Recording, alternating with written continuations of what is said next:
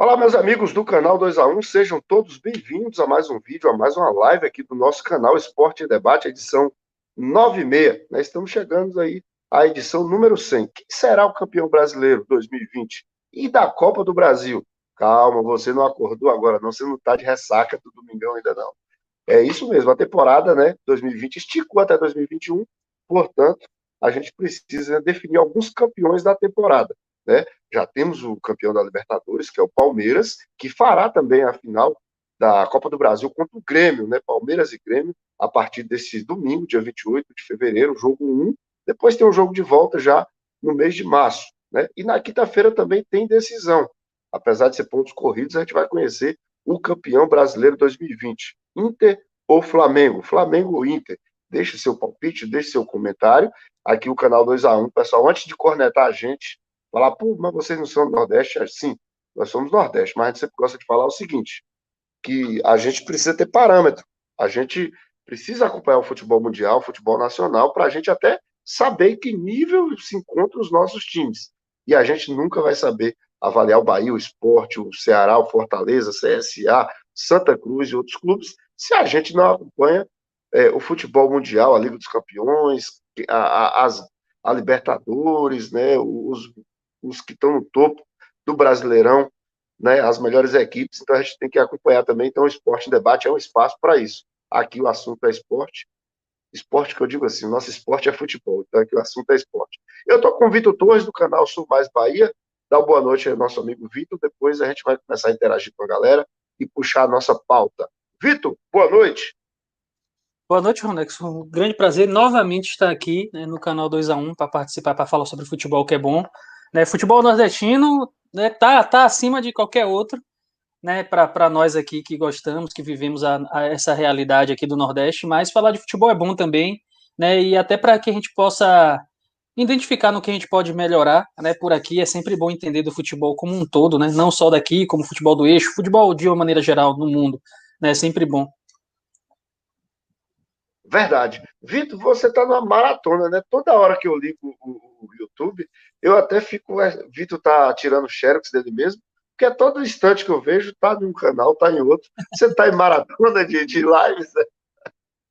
Pois é, pô, é porque eu fico agoniado, porque como eu tô em casa, né, eu saí da empresa em que eu trabalhava, né, eu tô só em casa agora, tirando um tempinho para mim, para investir em coisas minhas, né, sobretudo no canal, então, às vezes eu fico meio entediado, você não pode sair, ainda mais com toque de recolher, mesmo antes do toque de recolher eu não saía, você deve imaginar que agora com essa medida piorou, né, aí eu fico inquieto, e aí a gente vai fazer, durante essa pandemia a gente acabou fazendo muitas amizades, né? Eu fiz amizade com vocês aqui, e outros canais de outras pessoas vão vendo, vão gostando do comentário, do estilo, vão se identificando. E aí eu tô sempre aparecendo. Manda um convite, aí eu dou uma olhadinha e falo, pô, opa, vou lá pra comparecer, que é bom que você vai conhecendo um pouco da realidade de cada time, de cada produtor de conteúdo. Então é por isso que às vezes é engraçado, eu parece que estou me desdobrando aí em vários, mas eu tento participar do máximo que eu posso quando eu tenho um tempinho. É bacana conversar, né? Às vezes a gente se sente meio só, meio querendo que dar opinião e ouvir também a opinião das pessoas, aí você vai em busca das oportunidades.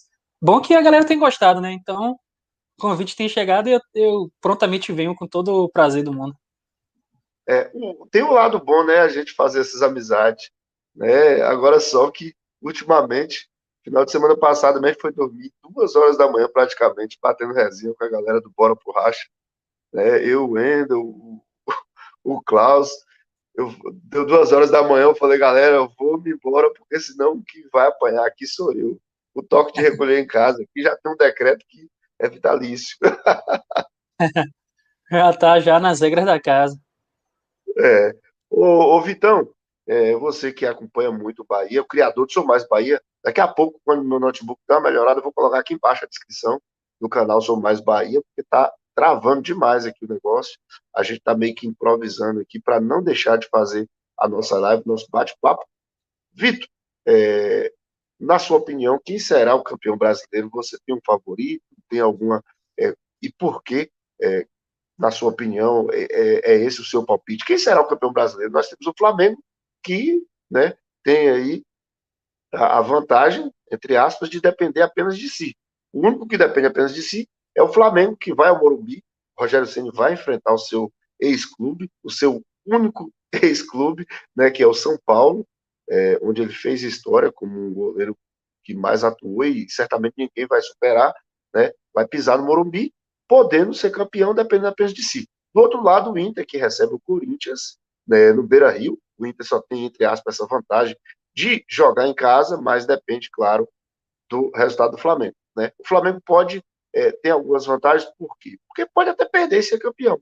Basta o Inter também não vencer. Então, hoje, pela tabela, o Flamengo entra, começa o jogo campeão, porque os dois jogos começam 0-0. Mas sua opinião e por quê? Ó, para ser bem sincero mesmo, eu confesso aqui que eu tenho uma certa dificuldade de ficar fazendo projeção para outros times assim e tal, sobretudo quando, em específico agora, né, o time que tá brigando aí para ver se leva o caneco da competição é o Flamengo, porque é o time que não sei o que é, velho, assim, depois dos últimos posicionamentos que o clube teve, com as coisas em que ele se envolveu, eu sei que às vezes a gente tenta até desassociar uma coisa da outra e só analisar futebol, mas eu não consigo fazer isso, então eu fico com aquele sentimento de, pô, eu sei que o Flamengo tem um time melhor e tudo mais, mas não sei se ele merece tanto vencer assim, por conta disso, sabe? Porque eu tento analisar o futebol não só nas quatro linhas, mas em vários outros aspectos, assim. Eu acho que o Flamengo foi um dos grandes clubes desse ano que decepcionaram em vários posicionamentos, né? Mas no futebol é inegável que é o melhor time do campeonato, é um dos melhores, senão não estaria lá no topo, né? Mas assim, se você me perguntar eu preferiria ver campeão, seria o Inter, né? Justamente por essa razão. Mas eu acredito que tá bem difícil para o Inter, sabe? Mesmo que ele jogue em casa, eu não sei se o Flamengo, com toda aquela preparação que ele fez para poder ser campeão e tudo mais, a arrancada que ele deu, né, e os tropeços que o Inter também cometeu durante as últimas rodadas, se faz com que ele mereça de fato ser campeão, né? Então, se você me perguntar aquilo que me deixa mais confortável, né, seria Inter sendo campeão, né? Apesar de que eu queira que seja o Bahia, mas eu não posso ser lunático nem irracional a esse ponto. Mas eu acho que fatalmente o Flamengo deve acabar levando, porque os caras pode ter de tudo ali naquele time, né? Menos pipoqueiro, porque os caras, quando chegam em decisão, realmente vão lá e geralmente definem, né? Gabigol que o diga aí, um cara que às vezes não tá assim, lá naquele momento todo tão bom assim, mas ele prontamente aparece e resolve, né? Então, acho que é uma parada bem difícil aí pro Internacional. Vai ter que contar com a sorte, né? E com a competência dos jogadores também. E com o tropeçozinho do Flamengo. Justamente. Ô, Vitor, nós vamos alongar, né? Nós vamos alongar um pouco essa questão. Eu acho que você puxou uma pauta muito interessante e a gente vai falar sobre os erros, né? A arrogância do Flamengo. E eu sempre gosto de falar isso. Eu participei de uma live com o pessoal, Bruno Castanha, né? Que tem um canal do Rio de Janeiro, é carioca, é jornalista. Na verdade, eu não participei com uma live com ele, do canal dele, né? Na verdade, eu participei no canal do Fante, porque na época ele chamou para a gente falar sobre os clubes do Nordeste, especificamente Bahia e Fortaleza, naquele final de semana, o canal do Fante. Ele mora em Londres, eu vou até passar depois o contato para você. É interessante, ele mora em Londres, é um paranaense, mora em Londres, torce para o Flamengo, e ele começou a fazer essas parcerias, né? Achou o Luiz Heitor para falar do esporte, e ele gosta de fazer sempre pré-jogo com algum canal que seja daquela equipe. E aí eu participei, e na live que eu participei, apareceu também o Bruno Castanha, que é um jornalista lá do Rio de Janeiro, e ele sempre participa nas lives do Bruno Castanha. E aí eu puxei sempre essa questão, né, que o Flamengo ele foi muito arrogante, e como você puxou essa pauta, e aqui é o esporte em debate, eu gosto de ter essa visão crítica também, a gente vai puxar, quando a gente falar sobre a final, a gente vai puxar sobre esses episódios que o Flamengo se envolveu, e foram vários, não foram poucos, foram vários episódios onde o Flamengo foi muito arrogante, foi muito individualista, né?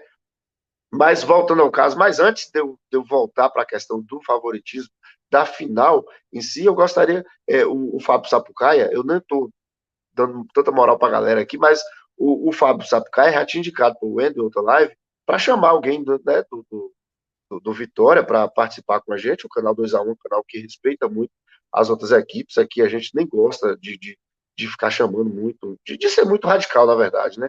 A gente aqui procura ser o mais democrático, apesar de no comentário a galera bater na gente, mas a gente preza sempre pela boa convivência, pela democracia, porque é o que a gente acredita também nas nossas vidas particulares também, né? A gente acha que essa questão da divisão não nos leva a lugar algum. Claro que durante os 90 minutos o bicho pega, cada um defende o seu lado. Mas o Fábio Sapucaia, ele indicou a Juliana Lisboa, lá do BAFC. Ele falou: ó, fala com o Vitor, Endo, quando ele estiver na live, que ele vai se lembrar, ele vai indicar.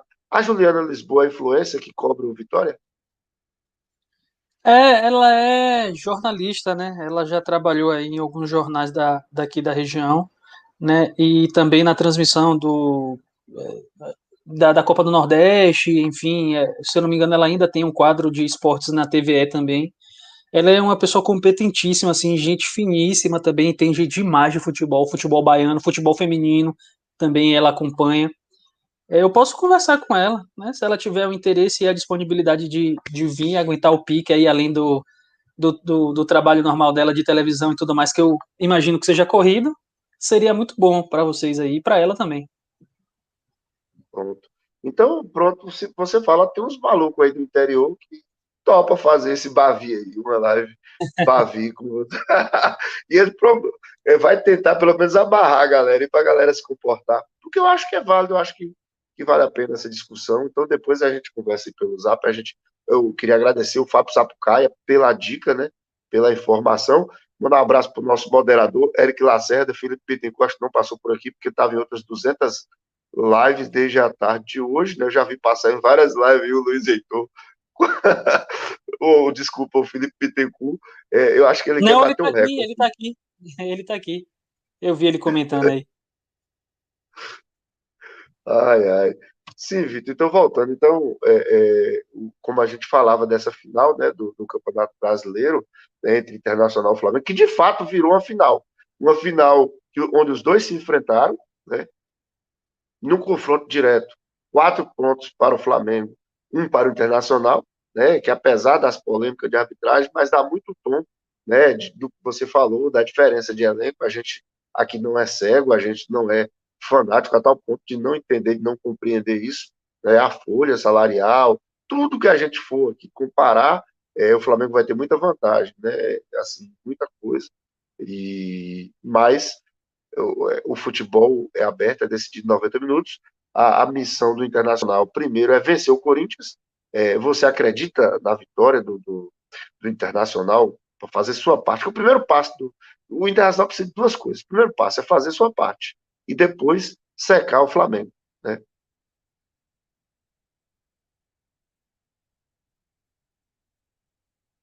O Corinthians é um time chato, né? Wagner Mancini conseguiu organizar bem o time do Corinthians, né? Não à toa era um time que estava meio esquecido, meio perdido, meio sem perspectiva alguma. Ele chegou, não faz um exímio, um excelente trabalho, mas faz um trabalho competente, né? Um trabalho pontual no qual ele resgatou aí o Corinthians, que não, como eu falei, não tinha nenhuma projeção e hoje está brigando lá por Libertadores, né?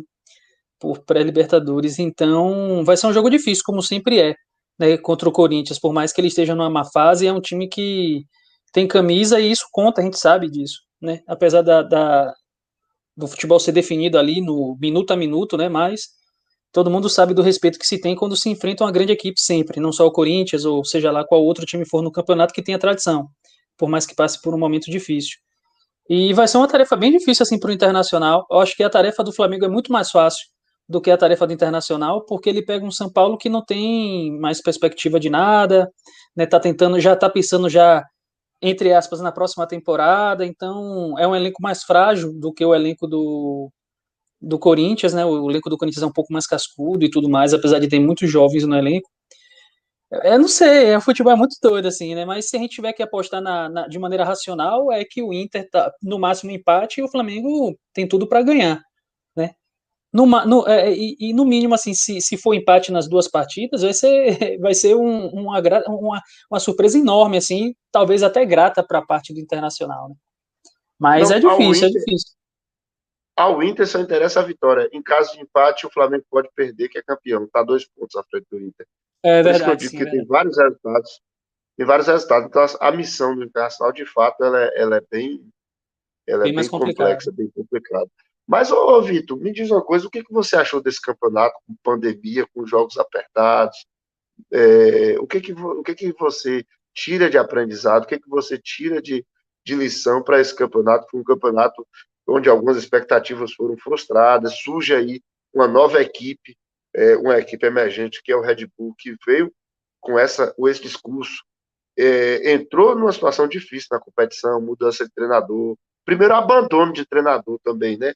A gente também precisa um dia falar sobre esse assunto também, que os treinadores reclamam, mas também teve muito abandono de treinador nessa temporada. A gente pode citar aqui vários que abandonaram os seus clubes, né? Cada um tem um direito, mas também eles se fazem muito de vítima também quando são demitidos, mas a gente viu muitos abandonos durante a competição. Mas o que você viu desse campeonato de bom, né, e de surpreendente, onde o Bahia, a gente via as análises, e o Bahia brigando por pré-libertadores e acabou lutando até a penúltima rodada para não cair. Muita instabilidade nesse campeonato. Acho que não era surpresa para ninguém de que seria um campeonato nivelado e nivelado por baixo, tanto é que a pontuação de corte ali para o rebaixamento foi bem baixa esse ano também, né?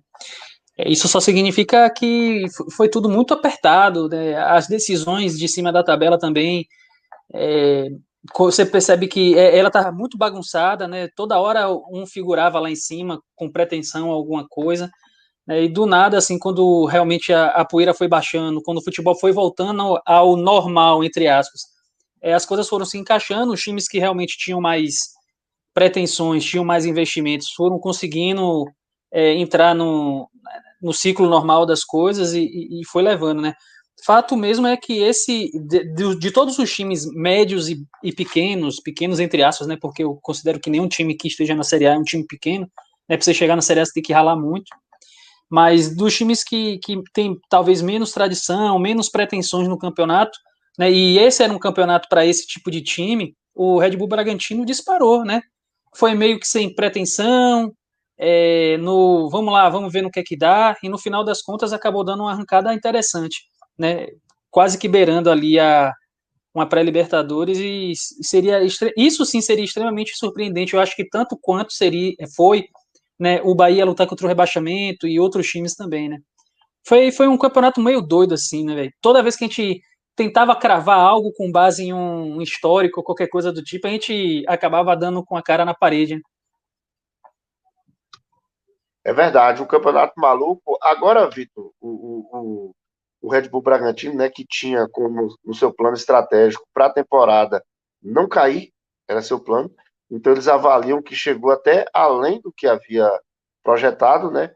Porque a gente sabe que, de fato, por mais que você tenha uma boa equipe, mas o Campeonato Brasileiro ele é muito duro, é um campeonato muito difícil.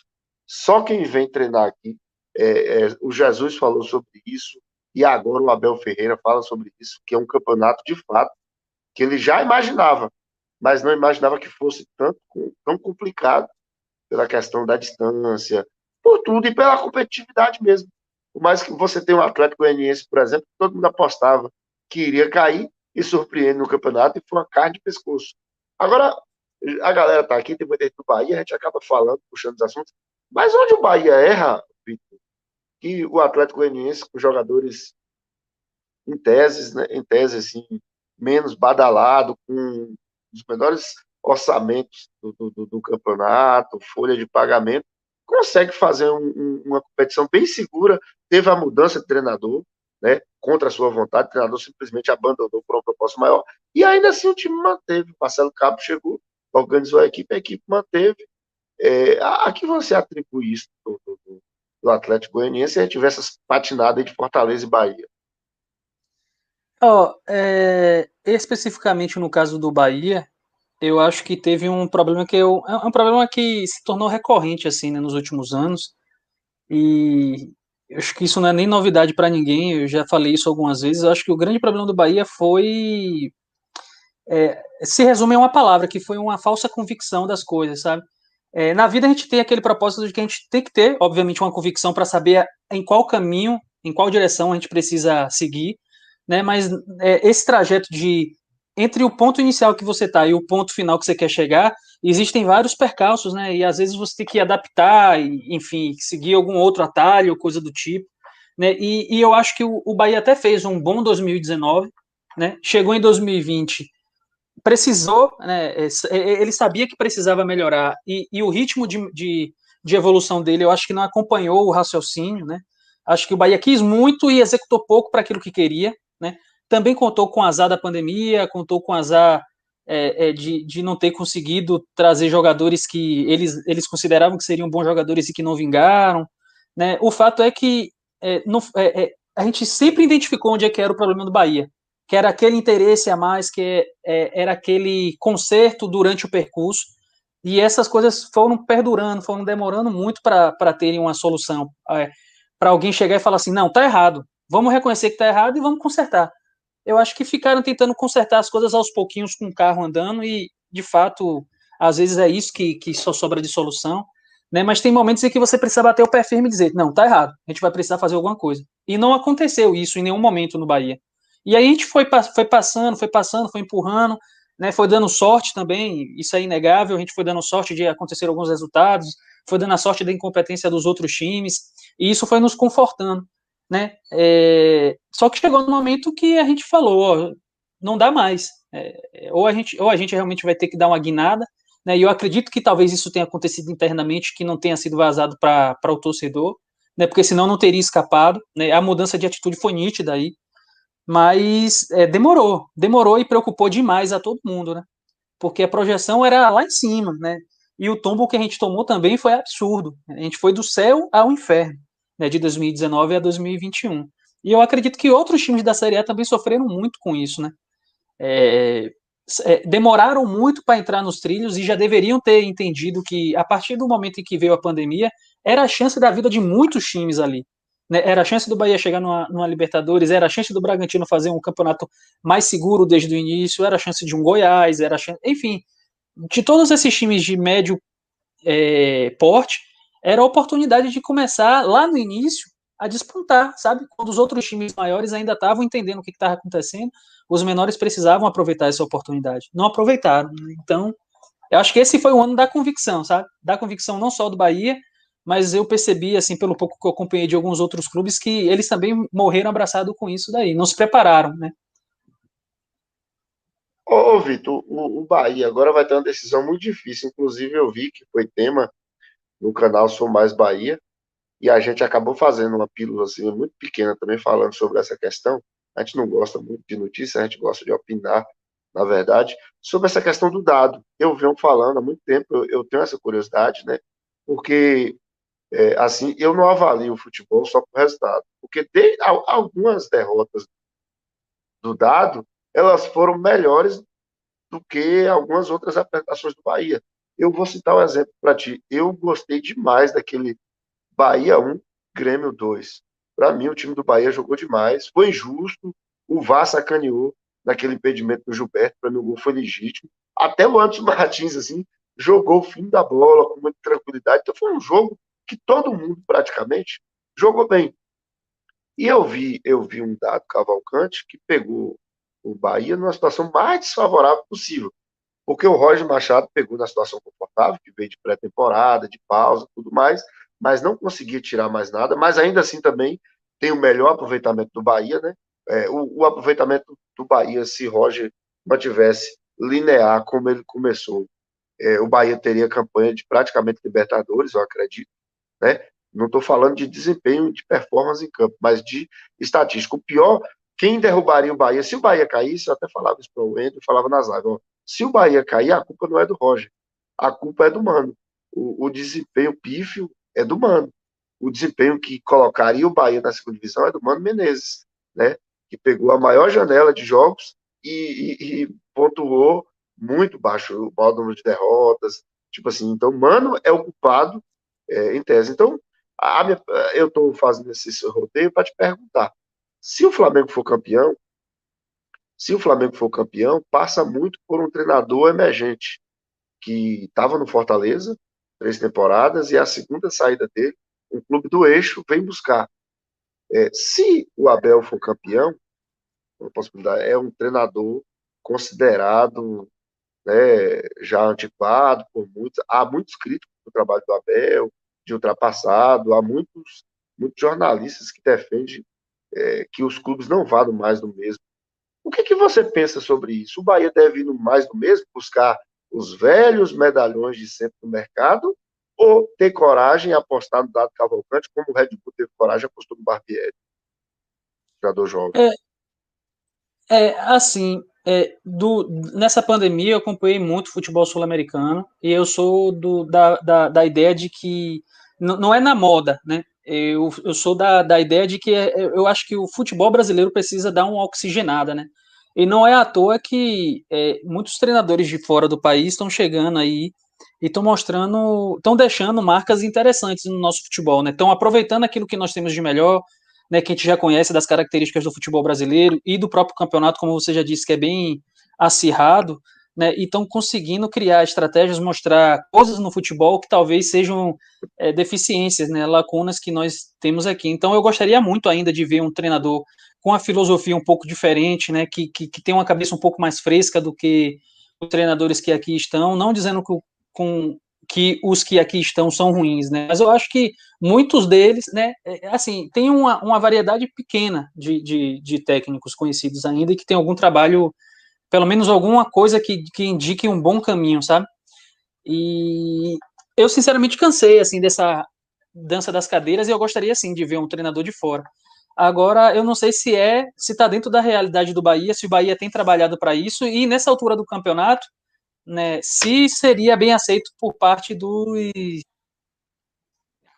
atletas, né? Porque até onde a gente sabe, os atletas gostam muito de dado, né? Abraçaram a ideia de dado. Né? Eu soube aí nos bastidores de que o Mano até tentou de tudo para poder fazer o time jogar, mas não encaixou, sabe? Os caras não davam ouvido, ele falava uma coisa, os caras faziam outra. Enfim, eu não sei, eu não posso afirmar que foi boicote, mas eu sei que tem essa informação, entende? E que eles gostam muito de dado e que por isso está tendo, né, essa conversa, essa possibilidade de que ele continue. Assim, se for para poder ter um treinador aqui brasileiro, eu prefiro que continue com o Dado. Né? Eu prefiro que continue com ele, porque eu acho que no momento de bater a gente é muito duro, né? Vai lá em cima do cara, descasca, diz que o cara não presta e tudo mais. Mas no momento em que ele faz um trabalho razoável, digno de que a gente preste um pouco mais de atenção, dê um pouco mais de prestígio, a gente não tem essa mesma disposição, né? E a gente tem que ser grato a dado, porque em determinado momento quem salvou o Bahia foi ele, com as decisões dele, com as convicções, com o trabalho dele. Então ele mereceria, sim, desde que ele quisesse, né, que os jogadores quisessem, que o Bahia entendesse que seria uma boa saída. Mas ele não ficando, voltando para o cargo em que ele veio realmente para poder exercer, eu não gostaria de ver novamente um técnico brasileiro assumindo o Bahia. Né? Sei que é um risco grande, mas é um risco que eu acho que a gente pode sim assumir, sabe? Não à toa o Bahia foi atrás, né, de um dos técnicos aí badalados durante essa pandemia, mas por alguns motivos pessoais ele acabou não vindo, né? Dizem até que. Dizem não, o próprio Belintani falou que comprou passagens, estava na mão dele, ele estava para vir, esse técnico, que era estrangeiro, e acabou não vindo, né? Mas, enfim, só para resumir, né, para a galera, o meu posicionamento é: se tiver que deixar um técnico e ele for brasileiro, que deixe dado. Deixe ele pelo que ele já demonstrou fazer, pelo potencial que ele demonstrou ter, pela identificação e pelas mudanças que ele realizou, que ele continue nessa mesma tocada. Mas se for para contratar qualquer outro, que vá para fora do país e tente uma alternativa diferente. Tá aí. Nosso bate-papo aqui é esse. A gente está falando do Esporte Debate, edição 96. Quem será o campeão brasileiro 2020? E da Copa do Brasil? A gente vai falar daqui a pouquinho. Eu vou pegar o palpite do Vitor, né? Mas eu não vou ficar em cima do muro. O pessoal deve ficar perguntando aqui nos comentários. Só vou ficar em cima do muro. Na minha opinião, eu falava sobre isso. Já tinha falado. Quando o Inter perdeu para o Sport em casa, eu cheguei a falar com ele aqui em um desses nossos bate-papos, falei, ó, o Flamengo vai ser campeão, porque no confronto direto eu acredito que o Flamengo vencerá o Internacional. Então o Internacional não perdeu o título quando perdeu para o Flamengo no Maracanã. Para mim o Internacional deixou de ser campeão quando perdeu em casa para o Sport, né? Eu acho que ali, eu acho que ali o Internacional meio que falou assim, ó, tô deixando o Flamengo na disputa de novo do Brasileirão. Então, minha opinião, para que o pessoal entenda, né, a gente está fazendo a nossa pauta é essa. Eu acredito, né, meu palpite é que o Flamengo será o campeão, porque o Flamengo tem mais resultados que o favorece. Primeiro, se vencer, é campeão. Se o Internacional perder, ele pode empatar ou perder ou vencer. Então, vários resultados favorecem ao Flamengo. E também a gente sabe que quando jogando bola no melhor dia de cada um, o Flamengo tem mais possibilidade, tem mais opção. E eu acredito por isso e outros fatores, né? E o momento também do Flamengo, né? Se você pega os últimos 10 jogos, o momento do Flamengo acaba sendo melhor no conjunto, assim, o Flamengo reage. Mas o que eu queria dizer, Vitor, também é que a gente também não pode deixar passar, e aí o Flamengo acaba entrando nessa pauta, o Internacional também, mas a gente criou muito também, a gente também tem que tomar cuidado, porque a gente fala, treinador estrangeiro, só que também tem que ser um estrangeiro bom, porque também já vieram algumas buchas para cá, que não, por exemplo, o Domi trabalhou mais de 10 anos com o Guardiola, mas eu vou ser sincero, pelo que ele apresentou, eu acho que o Rogério Ceni é mais treinador que ele, e o Rogério Ceni é brasileiro, Rogério Ceni é brasileiro. Cuca pegou o trabalho de um português que não estava conseguindo tirar nada do Santos. O Cuca, sem treinamento, sem pré-temporada, sem nada, chegou. Eu vou colocar o Erasmo na conversa aqui. Deixa eu colocar o Erasmo na conversa.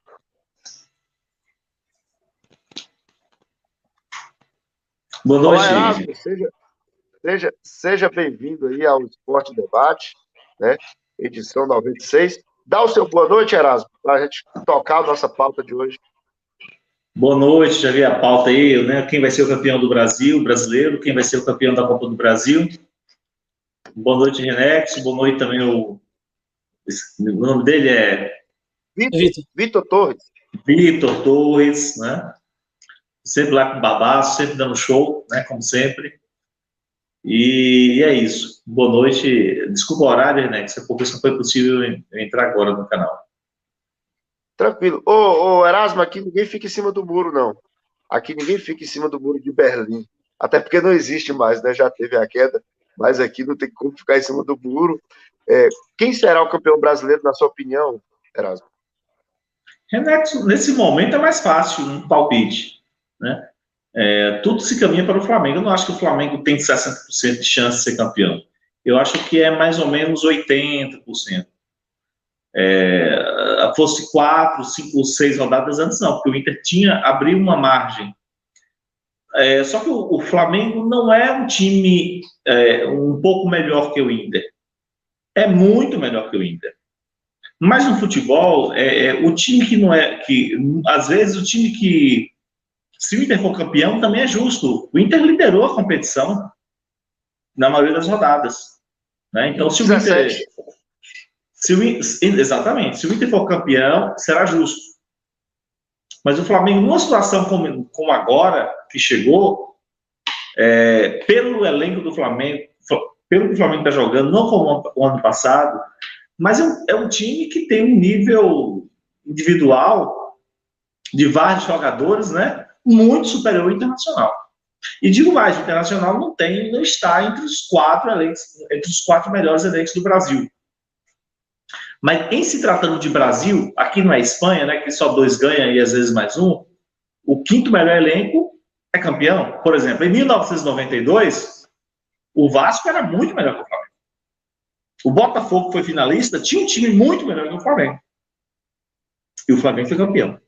Aliás, o Palmeiras, que a Parmalat tinha chegado em 90, já em 92, o Palmeiras já tinha... O Palmeiras não conseguiu classificar dos 8, foi em 9º, 10º, em 92. Mas o Flamengo classificou em 7º e acabou sendo campeão brasileiro. E ele arrebentou nas finais, porque na final ele jogou 2 jogos com torcida única, né? Porque os 2 jogos foram no Maracanã contra o Botafogo, e a gente sabe que no Rio de Janeiro o Botafogo, a torcida tem um limite. Era 7%, 8%, 10%. Então, neste momento, se o Inter for campeão, é justo, e se o Flamengo for campeão, também faz para a melhor equipe. Ô Erasmo, a gente estava na discussão aqui, só para você deixar seu palpite, então, aqui o Flamengo venceria por 3-0, é o palpite nosso, né? Porque, de fato, a gente está sendo bem racional, sem paixão, sem nada. Mas deixa eu te perguntar, eu estava falando aqui sobre a questão que o Vitor fala de treinador estrangeiro, né? É até uma pauta boa para depois a gente fazer um esporte debate específico de treinador estrangeiro. Mas eu estou falando para Vitor que tem que ser estrangeiro, mas que seja bom. Porque o Rogério Ceni, pelo que mostrou, para mim, é mais treinador do que dono. É mais treinador. Para futebol brasileiro, ele mostrou ser mais treinador. O Cuca pegou o trabalho de um português. O português não estava conseguindo tirar nada do Santos. O Cuca levou a final da Libertadores. Nós tivemos também o Vasco, o Sapinto. A performance do Sapinto é ridícula. O Ramon, que nem treinador de fato tem tanta experiência assim, teve melhor aproveitamento do que o Sapinto. Então, o Dudamel passou por aqui, não conseguiu, foi eliminado em tudo. Foi eliminado na pré-Libertadores, na Sul-Americana, na Copa do Brasil. Então, também tem que trazer um treinador, mas que seja bom, e também tem que estar disposto a ter paciência. O Sampaoli também, para mim, é um grande fracasso na temporada, porque já conhece o futebol brasileiro, já sabe quem são os grandes times, já sabe como eles jogam, e só está aí na terceira, quarta colocação. Não, para mim, mostrou ser um treinador. Perdeu alguns duelos para Rogério Ceni, por exemplo. Quando enfrentou o Rogério Ceni, ele tem dificuldade de enfrentar o estilo do Rogério Ceni, mesmo na frente do Fortaleza. Rogério Ceni com jogador a menos. Então, mostra também que não é essa diferença toda. Agora, claro, algumas pessoas assim saltam os olhos aí fora, né? Por exemplo, um treinador que eu acho disparado, que inclusive vai para a Europa, é esse treinador do Independente Del Valle. Ele é muito diferente. Porque o pessoal avalia muito o resultado. Mas foi eliminado na Libertadores. Mas o estilo que ele joga, se o time tiver paciência, ele é um Diniz melhor. Olha, Nex, assim, há mais ou menos, os últimos 15 anos, 20 anos, os treinadores argentinos tomaram conta do Paraguai, do Chile e do Equador, e sobretudo da Colômbia, né, que é o segundo país mais populoso da América do Sul, né, é a terceira economia da América do Sul, acho que já é até a segunda já. Já suplantou a Argentina. Então, só que no Brasil, isso nunca existiu. E só que no Brasil é coisa muito midiática. Então, os treinadores estrangeiros começaram a ser bons depois do Jorge Jesus. Na verdade, o futebol brasileiro nunca deu bola para treinador estrangeiro.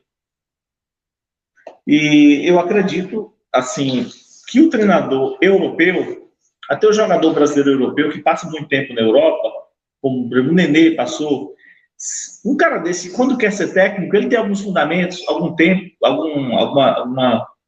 fundamentos que não tem no Brasil. Eu não tenho dúvida disso. Mas o grande problema hoje do Brasil, em vários aspectos, é endeusar uma novidade e depois demonizar. Assim, acho que o Jorge Jesus, ele não é um treinador tão bom como foi no Flamengo.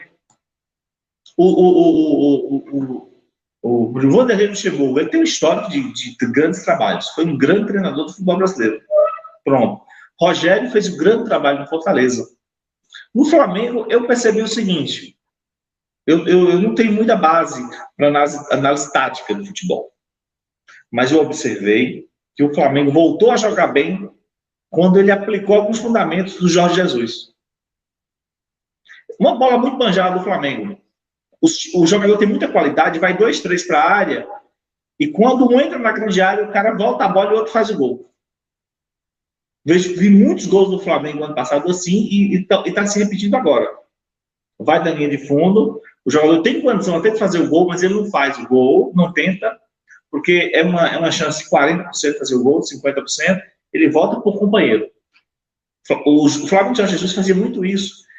E com jogadores muito qualificados. Então, assim, esse trabalho do Rogério Ceni no Flamengo, eu acho que ainda não coloca como um grande treinador. No Fortaleza, sim. O Fortaleza coloca Rogério como um treinador muito promissor. Então, a gente tem que avaliar as coisas assim, ao longo de alguns anos.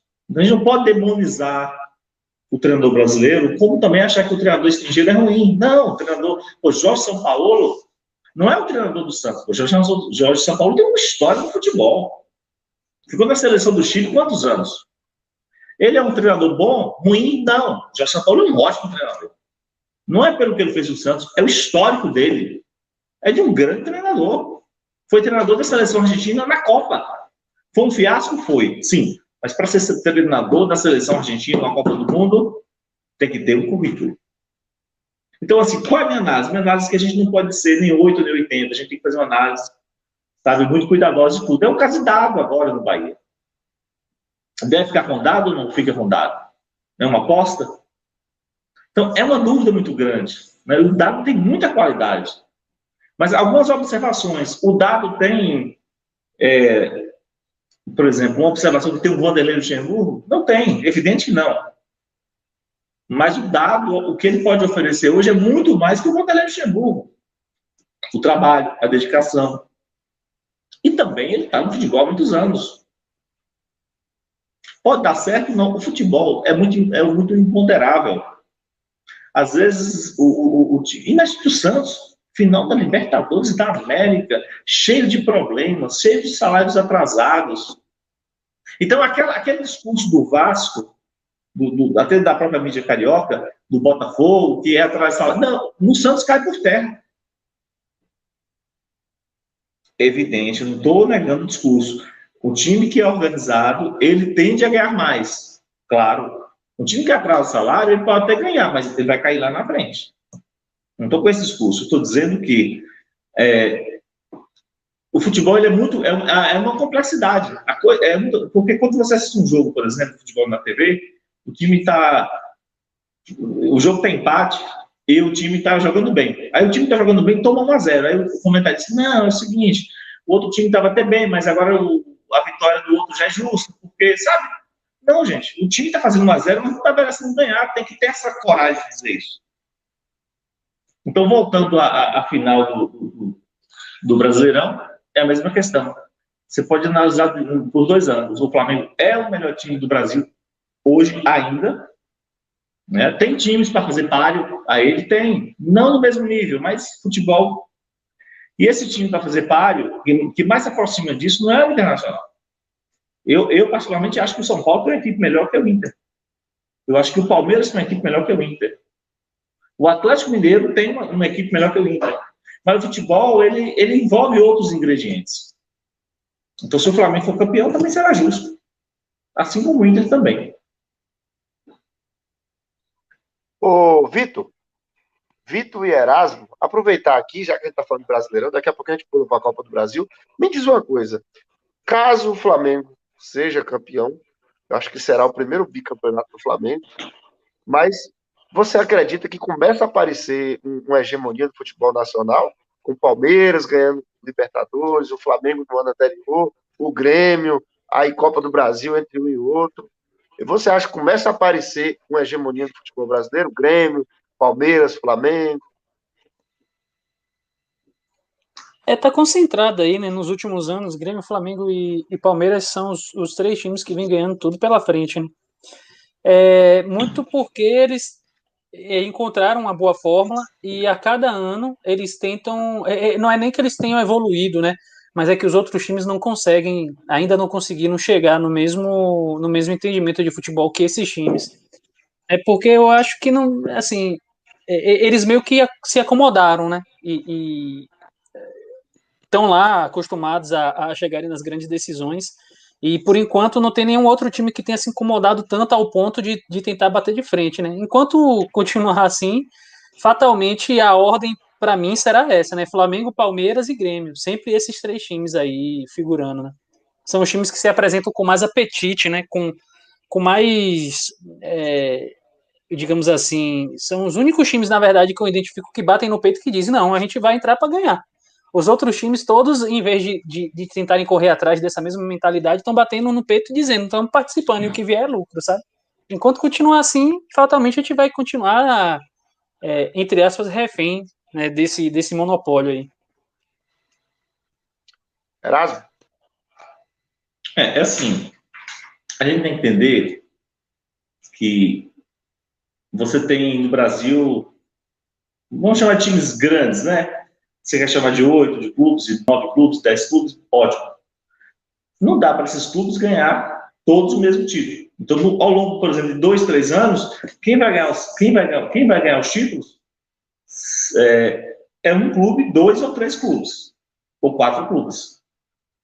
O Internacional liderou o Brasileirão o tempo todo.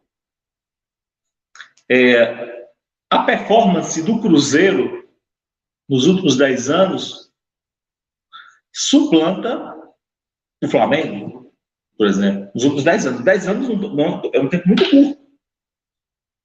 A performance do Cruzeiro, então, assim, a gente pode trabalhar com 3 clubes, com 4 clubes. Eu prefiro analisar o potencial do clube. Por exemplo, eu vejo o Corinthians, por exemplo, com uma capacidade enorme de enfrentar o Flamengo. Por quê? Porque a torcida do Corinthians é a maior torcida concentrada da América do Sul, claro. A torcida do Corinthians em São Paulo, ela é 2 vezes mais que a do Flamengo no Rio. Então, isso envolve muita coisa. Porque o torcedor próximo só para resumir, você tem o São Paulo, continua sendo uma potência. Continua sendo uma potência. Eu gosto desse grupo. Flamengo, e aí o Rio perde muito, porque o Flamengo está acima dos outros. São Paulo, Corinthians e Palmeiras. Porque o Palmeiras e Corinthians e São Paulo é um pouco mais dividido, mas só que São Paulo é muito maior e tem um poder econômico maior. Então, por exemplo, São Paulo tem... o Palmeiras tem 16% na torcida do São Paulo, não é igual os 16%, 15% do Fluminense no Rio. É 3 vezes mais. Esses 4 clubes têm grande potencialidade. O Corinthians tem um problema do estádio. E não é um problema pequeno, é uma dívida muito alta. Não pode investir pesado. Mas o que o Corinthians está fazendo? O Mancini fez um milagre aí, está mantendo um time bem, está segurando o clube por uns 5, 6 anos, 7 anos, e o time vai voltar forte. Porque os Corinthians têm a maior torcida de um estado do Brasil que é mais populoso e mais rico que a Argentina. Isso tem alguma importância? Porque o jogador é salário. E é tirado das pessoas, do povo, do ingresso, das contribuições e da própria mídia. Aí você tem outras 2 cidades, Porto Alegre e Belo Horizonte, onde esses 4 clubes geralmente tem 1, 2 clubes brigando. E nos últimos anos, o Cruzeiro sempre foi esse grande clube, o Atlético com essa Libertadores, mas o Atlético ficava um pouco atrás, mas o Atlético também é um desses clubes que busca isso. E o Grêmio e o Inter. Então, não acho que há essa hegemonia toda. Né? O Flamengo realmente... porque, assim, o Palmeiras até contratou muito jogador bom. O Flamengo acertou nas contratações. Né? O Flamengo acertou muito bem nas contratações. E você tem, por exemplo, outros clubes, eu chamo de semi-periferia do Brasil. Que é Paraná, Bahia, porque são mercados menores. E pela organização, por exemplo, a performance do Atlético Paranaense é fantástica. E esses clubes da semi-periferia, como Bahia, Atlético Paranaense, eles têm todas as condições de superar os clubes do Rio de Janeiro em termos de orçamento, exceto o Flamengo. E com o Vasco, talvez escute um pouco. O Botafogo, por exemplo, sinceramente, é um clube que vai ter muita dificuldade de voltar à Série A, e ainda que volte. Primeiro, a dívida do Botafogo é impagável, gente. R$1 bilhão. Né? Veja quando o Flamengo, o Botafogo movimenta por ano, quanto investe em futebol, uma dívida de 1 bi. É meio complicado. Né? Então, Renato, assim, eu não acho que haja essa hegemonia, e eu acho que o futebol brasileiro tem que ser tratado, por exemplo, como a Bundesliga, né, da Alemanha, são 36 clubes que participam. Ou seja, você tem 36 clubes, os contratos são com 36 clubes, e você tem no país uma renda para muitos clubes. Aí você tem base, tem tudo. Aí 18 participam da Série A e 18 participam da Série B. Porque se a gente não pensar o futebol brasileiro com o Santa Cruz, com o Paysandu, com o Remo, com o Coritiba, com uma cidade tão importante como Campinas, com Guarani e Ponte Preta, com Criciúma, que é uma região de mais de 1 milhão de habitantes, região de Criciúma, de Santa Catarina, a gente vai ficar achando que o futebol brasileiro está bem porque o Flamengo foi campeão mundial. E não é bem assim.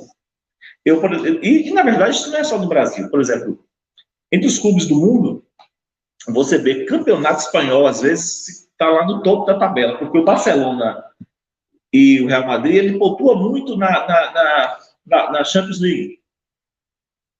Isso conta, né? Aí diz que o Campeonato Espanhol pontuou tanto também. Cara, o Campeonato Espanhol é uma piada comparando ao Campeonato Inglês.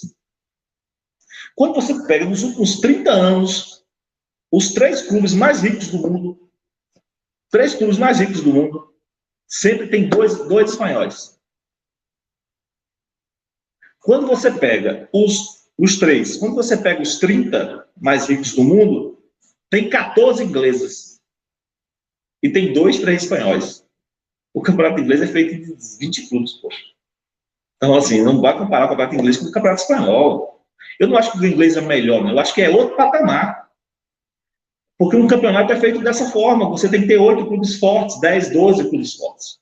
E o espanhol, você tem, o que você tem no espanhol? 2 superclubes e às vezes tem um terceiro, que no momento é o Atlético, né? O Atlético de Madrid.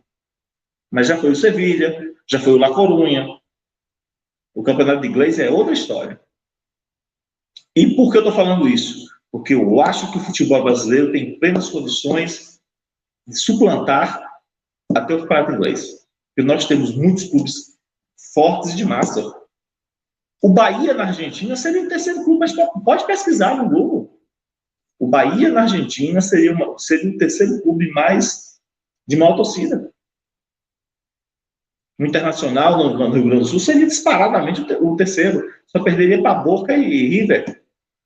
Mas não é porque lá é concentrado, não é isso. É porque lá é menor. Ao contrário, a Grande Buenos Aires, você tem 5, 6 clubes. 7 clubes, a Grande Buenos Aires.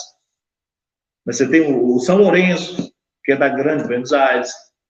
Você tem aí aliás, metade dos grandes clubes argentinos é da Grande Buenos Aires. Mas não vou prolongar muito, não, senão não deixo os colegas falarem.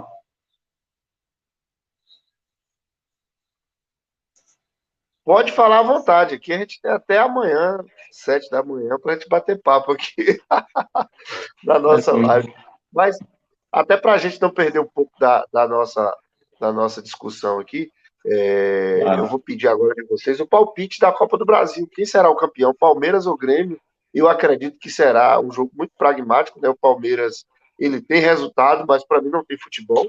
Sou bem sincero. Eu acho que o Palmeiras tem resultado, mas não tem o futebol vistoso, né? Eu vejo aquele futebol do Palmeiras, aquele futebol europeu daqueles clubes engessados, né? Mas não vejo uma coisa além de tática no Palmeiras, não. Eu queria saber de vocês o palpite, né? E também já aproveitar o gancho, porque se vocês acreditam que depois da Copa do Brasil também será o fim do ciclo da era Renato Gaúcho, até porque há especulações de Renato se tornar o novo treinador do Atlético Mineiro. E aí a gente depois vai falar um pouco sobre o Atlético Mineiro, que tem a ver com o Brasileirão também, porque o Atlético Mineiro pode, de certa forma, vir a ser uma da nova força do futebol nacional para brigar lá em cima, porque o elenco que o Atlético tem e o elenco que o Atlético já se apresenta para 2021, com 2022, a Arena MRV ficando pronta. E outra coisa, e não é um estádio como o do Corinthians. A Arena MRV é um estádio que já começou. A primeira escavação que foi feita na Arena MRV, 80% do dinheiro já estava depositado na conta. E eu tenho pesquisado, tenho ocupado sobre isso, os camarotes, sucesso de vendas.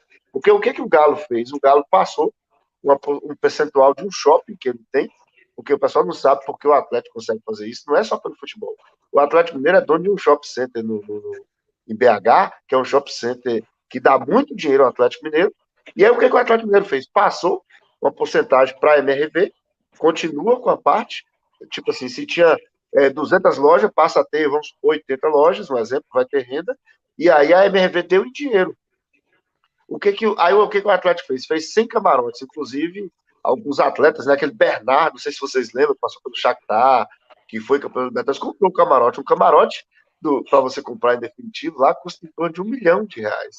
E aí tem também as arquibancadas, 5 mil lugares, e foi sucesso absoluto, abriu em um dia, vendeu praticamente 80%, ou seja, o estádio do Atlético vai rolar a bola com ele pago.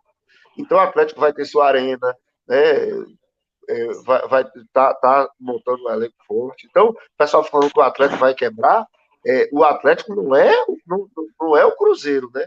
Assim, tem outra questão. Mas, para vocês, quem é o favorito da Copa do Brasil e se será o fim do ciclo, né, o fim da era Renato Gaúcho?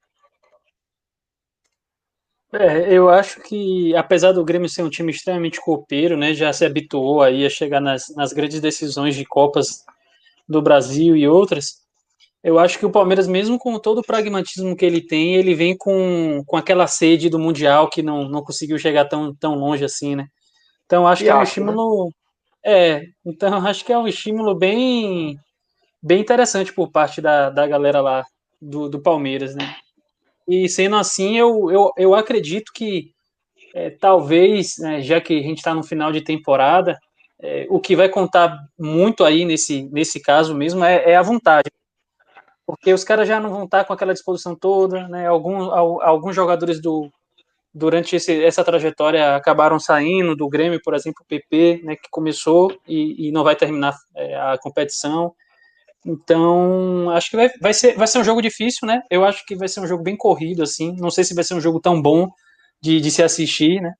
Porque, como eu falei, o Grêmio é um time copeiro, né? Vai ficar ali na boa para tentar matar o jogo. E o Palmeiras vai tentar. É aquilo, ele, com todas as limitações que tem, é um time muito organizado, né? E com a vontade, acho que ele consegue aí se equiparar ao time do Grêmio nesse quesito de ser um time bem copeiro e ter tradição, né? Nessas competições. Mas se tivesse que arriscar em um palpite, eu apostaria no Palmeiras e seria único e exclusivamente pelo fato de que, não só por ter um elenco bom, forte, né, mas para justificar os investimentos que fez e também por conta dessa maré de pós-mundial, né? Criou-se muita expectativa, não alcançou, então acho que eles vêm para descontar aí na Copa do Brasil. Eu vou na mesma linha também, porque eu acho que quando você ganha um título, eu vou na mesma linha, eu concordo, o Palmeiras também acho que é o favorito. Quando você ganha um título, não é só ganhar o campeonato tem que ter um sabor, né? Você tem que curtir esse sabor, e tem campeonato que ele é muito valorizado. Por exemplo, em 1988, Renex, o Bahia foi campeão brasileiro e assim, o título foi no início de 89, mas o Campeonato Brasileiro 89 só começou no final do ano. Aí teve Copa América, sabe? E foi uma transmissão muito concentrada. O próprio time do Flamengo de 92 também foi muito assim, porque era um time relativamente fraco. Sabe, tem coisas que são mais comemoradas. Esse título da Libertadores do Palmeiras foi um título assim, meio sem... Sabe, o chiclete já foi chupado? Porque ele ganhou o título, mas foi muito próximo do Mundial. Não ficou assim 6 meses comemorando. Primeiro, que a gente está na pandemia, foi um título sem torcida. E aí chega no Mundial, uma decepção. O que diminuiu a importância da Libertadores. No senso, né? Não estou dizendo que historicamente...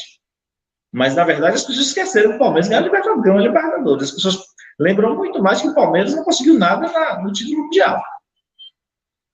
E aí eu concordo. É uma motivação muito...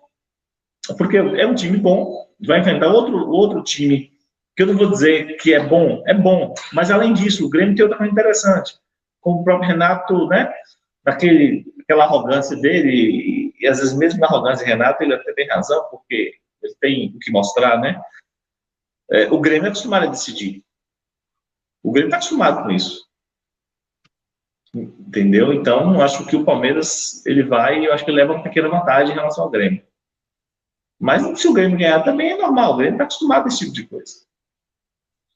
E voltando à questão do Atlético, é impressionante. Eu vi agora o cara do Inter deu... E tem a ver com a decisão, né, que a temática. O cara deu R$1 milhão para o Rodinei jogar. Aí eu vi na TV que o cara tem 4 bi, né? É impressionante, velho. E no Atlético acontece muito isso. O cara banca os caras. Por exemplo, você tem um patrimônio de R$ 1 milhão, por exemplo, Renex, você tem um patrimônio de R$ 1 milhão. Você dá R$ 1.000 para alguém, um time, você até dá, poxa, você tem R$ 1 milhão, você dá R$ 1.000. Mas imagina o cara tem 4 bi. O cara dá R$ 1 milhão, é o quarto que você pode dar tendo R$ 1 milhão, entendeu? Então, no Atlético acontece isso. Em vários clubes do Brasil acontece isso. Vários não, em alguns clubes. E aí tem a questão do shopping, que eu acho uma coisa interessante. Mas o Atlético tem muito essa questão de grandes pessoas com uma riqueza muito concentrada, de alguns bilhões. Até os patrocinadores, a MRV, o cara é galo doente, os patrocinadores, exatamente. O cara do supermercado BH também. Na verdade, lá. Não... Isso. Essa empresa que está fazendo o Palmeiras, assim, ela explora todo o Brasil, né? Vendendo o produto dela, que é dinheiro, né? Ela vende dinheiro para pegar mais dinheiro, né? Que é empréstimo. Ok, não vamos entrar nesse mérito. E aí você provavelmente tem bilhões e bilhões. E a pessoa tem um gosto, não é algum fazer que, vou dar um dinheirinho para esse time, né? Porque eu gosto do clube, eu gosto do Bahia, né? Eu estou com 5 bi e eu vou dar aí. Eu não vou dar 200 milhões de Bahia, não. Eu vou disponibilizar aí 50 milhões por ano a mais. Imagine 50 milhões, só 50 milhões para investição em jogador, de forma estratégica, não de forma desesperada, né? Porque tem jogador que custa 50 milhões. Mas joga no Bahia hoje 50 milhões para comprar aí um jogador de 20, comprar aí mais 10 para o Sub-23, aquelas revelações. É muita grana. Então, a médio prazo, os resultados vêm. E vem em título também. Só não pode comprar Cleison, né? Vários Cleison com esse dinheiro, porque aí quebra. Ô Vitor, o Erasmo, a gente está falando de Copa do Brasil. A Copa do Brasil, desde que ela mudou o seu formato e coloca as equipes que vêm da Libertadores numa fase bem à frente, que a Copa do Brasil ela já teve algumas versões. Já teve versão que equipes que disputavam a Libertadores não participavam, por isso que o São Paulo é um time que não tem títulos da Copa do Brasil, porque ele participava todo ano da Libertadores praticamente, então não participava da Copa do Brasil.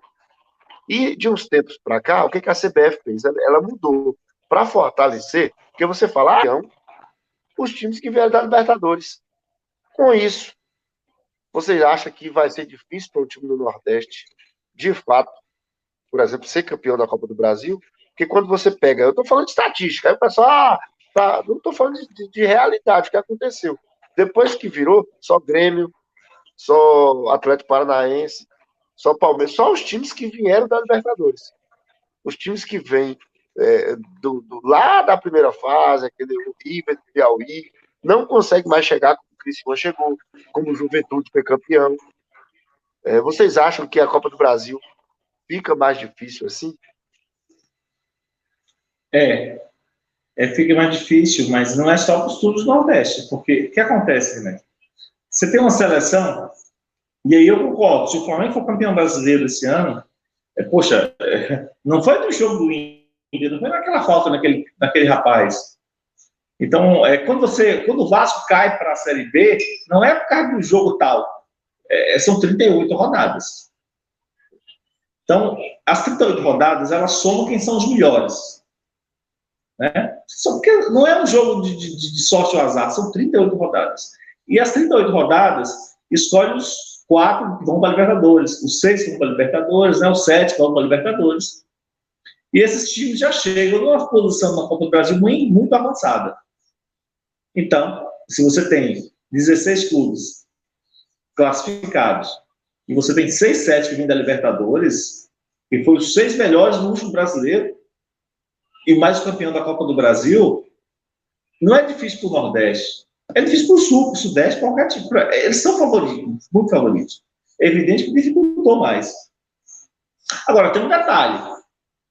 Com essa esculhambação que teve na Libertadores, na Sul-Americana, que o Brasil não se atentou para isso, como é que você faz uma Copa do Brasil se tem os 8 clubes da Libertadores?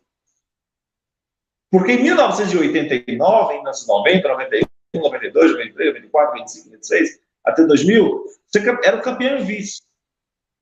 Ok, uma Copa do Brasil sem Flamengo não faz a mínima falta. Eu não vou falar do Corinthians, o Corinthians nunca participou. Né? O Corinthians não ia para a Libertadores. Um Garra brasileiro só ganhou em 90. Uma Copa do Brasil sem o São Paulo não faz a mínima diferença. Qual a diferença do São Paulo na Copa do Brasil? Agora, uma Copa do Brasil sem São Paulo, sem Palmeiras, sem Flamengo, sem Grêmio, sem Internacional, sem Atlético Mineiro, aí é diferente, poxa. Então, eu acho que você tem que incluir esses clubes.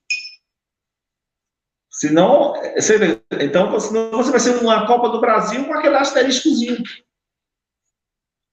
Você é campeão Copa do Brasil sem 8 participantes, que eram os 8 melhores clubes do Brasil na época. Não dá para ter uma Copa do Brasil sem 8 dos maiores clubes do Brasil. Agora, antes era outra história. Você tinha uma Copa do Brasil que você tinha... depois tinha o G4, né? Com 4 ainda era razoável. Mas hoje com 7 e 8 é meio complicado. E o São Paulo não foi campeão da Copa do Brasil. Uma das razões foram essas, né? Eu acho que, não vou dizer que ele seria campeão, mas com certeza tinha mais responsabilidade. Agora isso vai caindo, né? O São Paulo também está participando de todas as Copas do Brasil nos últimos anos. Vitor? Eu acho que é uma competição, dizem que é a competição mais democrática que tem no país, né? Mas a grande verdade é que quando você chegar lá na etapa final, que você encontra os times de Libertadores, eles estão privilegiados, né, velho? Porque são times que já têm um orçamento grande no futebol, já tem esse destaque, essa diferença, né? Então, ele até é democrático, te dando a oportunidade de você, tendo competência e sorte, e chegando até o final para juntar uma grana, né? Mas a partir daquele momento, quem está lá no final, a possibilidade dele ganhar e levar o grande montante, que é o do vencedor, é absurdo, né? Porque ele enfrenta poucos jogos, são jogos mais decisivos, e aí as chances dos outros times vai ficando pelo caminho, né? Mas é uma competição que tem seu charme, né? É bom você chegar numa altura daquela do campeonato e pegar um time também cansado, por outro lado, de Libertadores, né? Mas é complicado, os caras vêm com outro espírito também, já chegam talvez um pouco mais descansados, né? Tem menos viagens do que os outros times que vão se enfrentando ao longo do campeonato, da Copa inteira, então tem todos esses quesitos, né? Eu espero que daqui a algum tempo, sei lá, haja alguma coisa para tentar adotar uma democracia maior na Copa do Brasil, né? Se bem que tem um nome, Copa do Brasil, tem que ter os principais times, pelo menos, né? Mas eu acho até, às vezes, um pouco injusto, né? Você percorre um caminho absurdo e chega ali no final para encontrar um cara que está talvez mais descansado, com poderio mais econômico mais forte, um time que já está com mais tradição de vencer essa competição e está em outras competições tão difíceis quanto, né? Às vezes chega a ser um pouco frustrante, mas de vez em quando a gente tem a sorte e a competência também de vencer um ou outro time desses aí que a gente chega pelo caminho. Olha, essa questão dos valores, ela não chega a ser injusta. Por que não é injusto? Porque o clube que vai da Libertadores, ele só recebe, inclusive da Copa do Nordeste também, recebe o mesmo valor da Libertadores. Ou seja, você chega entre os 16, né, nas oitavas, e você recebe um valor pela classificação só. Seja da Copa Verde, seja da Libertadores, seja da Copa do Nordeste, seja o campeão da Série B. Ok, justo, é igual. Agora, os outros clubes que passaram por 4 fases, essas 4 fases que elas passaram, a Copa do Brasil paga, e paga bem. Paga bem. Para clubes menores, por exemplo, me imagino como Vitória da Conquista, por exemplo, que participou, passando receberia R$800 mil. Agora, os clubes, como um clube como o Bahia, que está entre os 20, que tem, né, os clubes de Série A, recebem todos iguais, acho que é 1 milhão e pouco.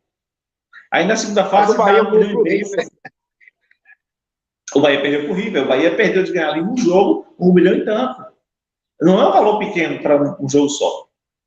A minha crítica à Copa do Brasil é porque eu acho o seguinte, eu acho que a Copa do Brasil, imagina, Renato, que do Nordeste, quantos clubes do Sul do Brasil estão na Copa Sul-Americana?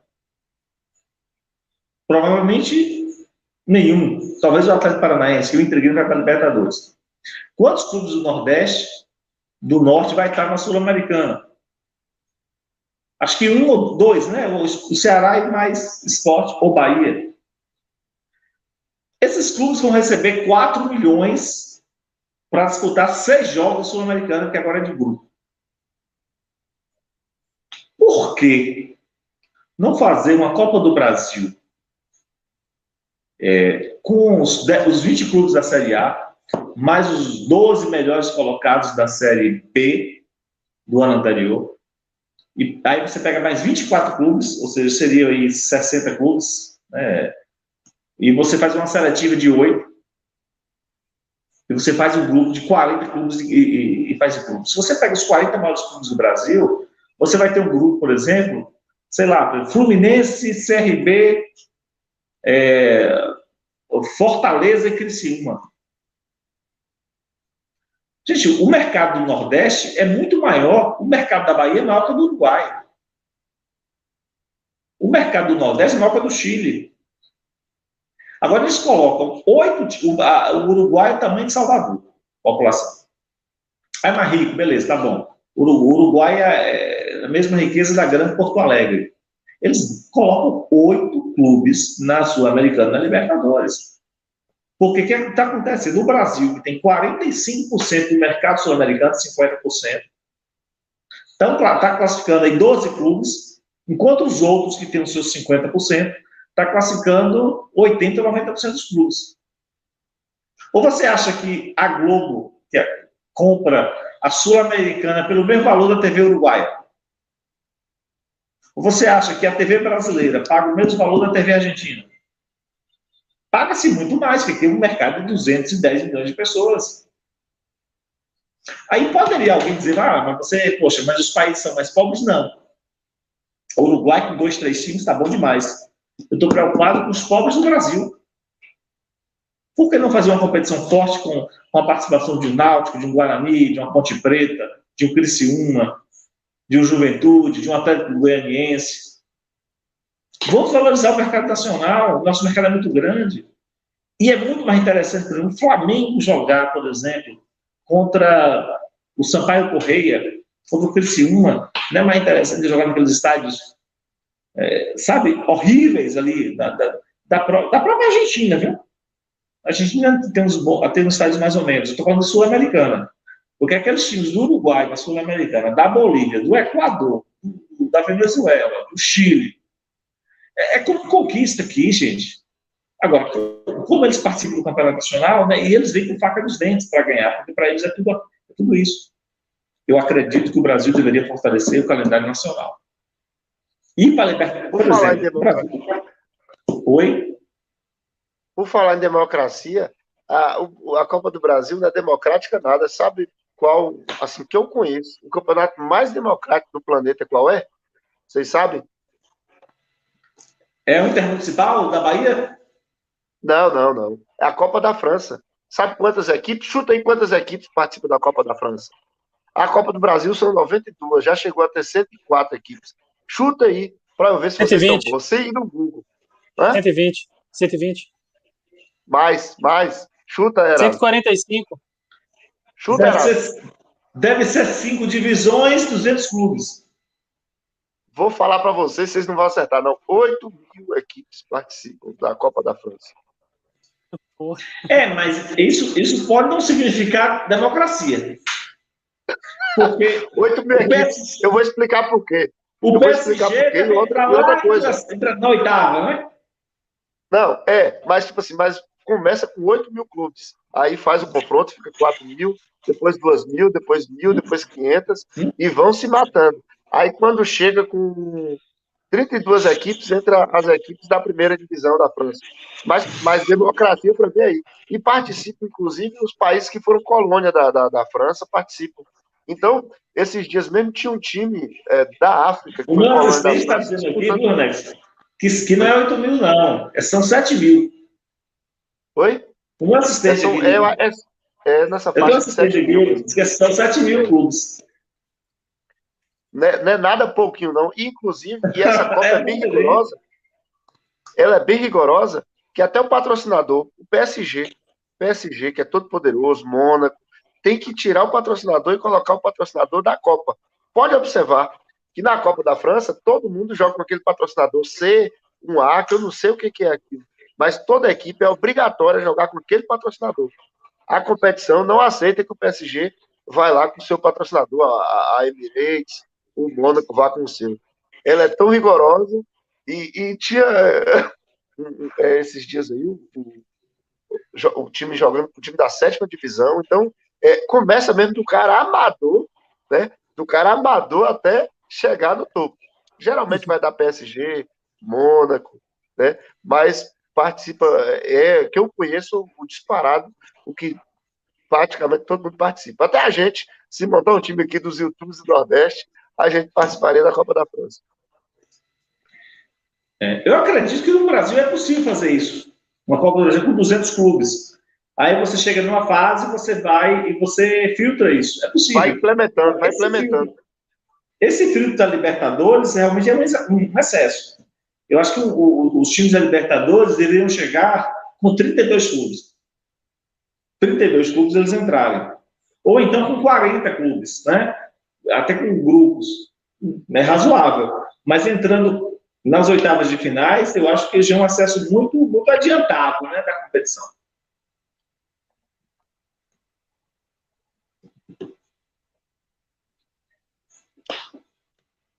E a vaga da Sul-Americana, vocês acham que quem leva essa última vaga aí?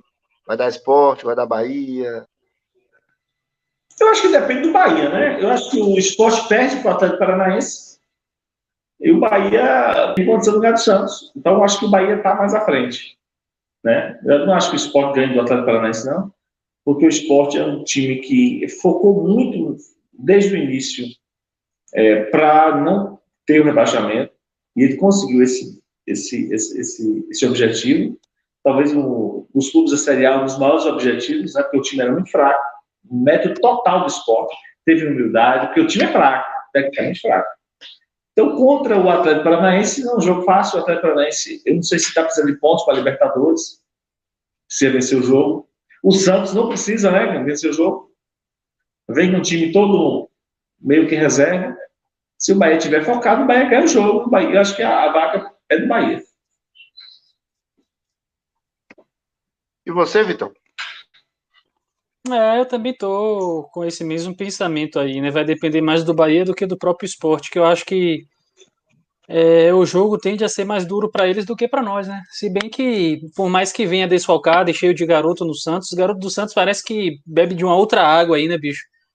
Os caras realmente é uma base que revela jogadores, é diferenciado o negócio, mas mesmo assim eu acredito que o Bahia não vai deixar escapar a oportunidade de poder correr atrás de uma competição que deixou muito a desejar nesse ano, né?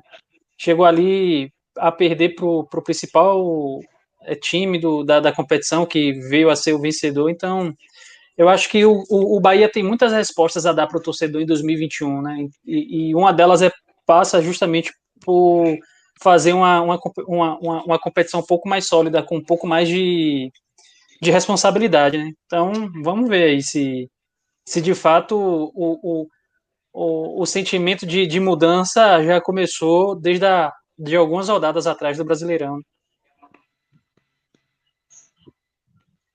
Fortaleza, na opinião de vocês, tem chance ou vocês acham difícil? Não ouvi. Fortaleza, para vocês, tem chance ou vocês acham difícil o Fortaleza pegar essa vaga? Não, acho difícil. Acho difícil pelo momento que eles vêm enfrentando. A goleada para eles lá foi muito dura, soou como um golpe de misericórdia no time deles que estava tentando alguma reação. E acho que dificilmente eles vão conseguir alguma coisa além de um empate aí. E eu tô sendo bem esperançoso, assim, pro lado da galera lá, sabe? Porque eles acusaram um golpe demais, né? E para você tentar realmente ir atrás para conseguir, vai ser uma combinação de resultados aí que vai ser difícil, mas enfim, vamos ver, vamos ver, né? Nessa reta final aí eu tô muito receoso de querer palpitar com qualquer coisa, mas tenho que manter a esperança viva, né? Então eu acho que dá para o Bahia, sim, dentre esses times, fisgar com mais tranquilidade essa vaga. Para não ficar a informação pela metade, Vitor e Erasmo, tá aí a informação. Número de equipes, 7.422 equipes. Vocês erraram por pouco. Mas assim, o que acontece? É muito melhor que os classificados da Libertadores. Eu estava vendo aqui que os clubes da série, que eles chamam lá da Liga 1, né, francesa, eles entram entre os 64. Isso, vai entrando mais à frente. Ou seja, nos 32 avos, né? E aí, a partir disso aí, que aí sempre são os classificados da fase anterior. Então, eles entram entre os 64. Poxa, é razoável entrar entre os 64. Agora, entrar entre os 16, como é da Libertadores, é um absurdo. É um excesso. Mas, tipo assim, mas aquele time lá que é o 7.422 do ranking, ele não pode falar, eu não tive chance. Ele vai ter a sua chance de chegar e jogar com o PSG. Só depende dele. Mas ele só vai chegar lá, né, se ele tem que passar por várias fases. São 8 fases, né? No Brasil são 8 fases. Provavelmente, para chegar nesse número de 7 mil, eu acho que para participar da Copa, eles devem ter seletivas, né? Regionais, locais, distritais. Eu estou até olhando aqui mais ou menos. Devem ter umas seletivas. Sabe, torneios locais. Né? Como campeonato regional aqui, lá deve ser mais específico. Para você chegar nessa fase, da 8ª fase. Aí deve classificar aí uns 300, 400 clubes e aí vai só diminuindo. Tá aí, então. Então, a gente está falando aqui do Esporte Debate, edição 96, quem será o campeão brasileiro e da Copa do Brasil 2020. Ô Erasmo, como você vê esse Brasileirão aí, em meio da pandemia, superou sua expectativa, ficou abaixo? O que você tira de lição com essa pergunta que eu fiz para o Vitor aqui antes de chegar? O que você tira de lição, de aprendizado, de reflexão do Brasileirão 2020? Não, o Brasileirão eu acho que superou as expectativas. Porque eu nunca vi futebol sem o tempero, sem o ingrediente da torcida. É muito complicado. Você vê um jogo do Flamengo no Maracanã sem torcida, normal. Mas todos os jogos, um jogo do Bahia na Fonte Nova sem torcida, um, não, dois, todos os jogos. Entendeu? Eu até imaginei o seguinte, falei, poxa, alguns clubes vão ser mais beneficiados.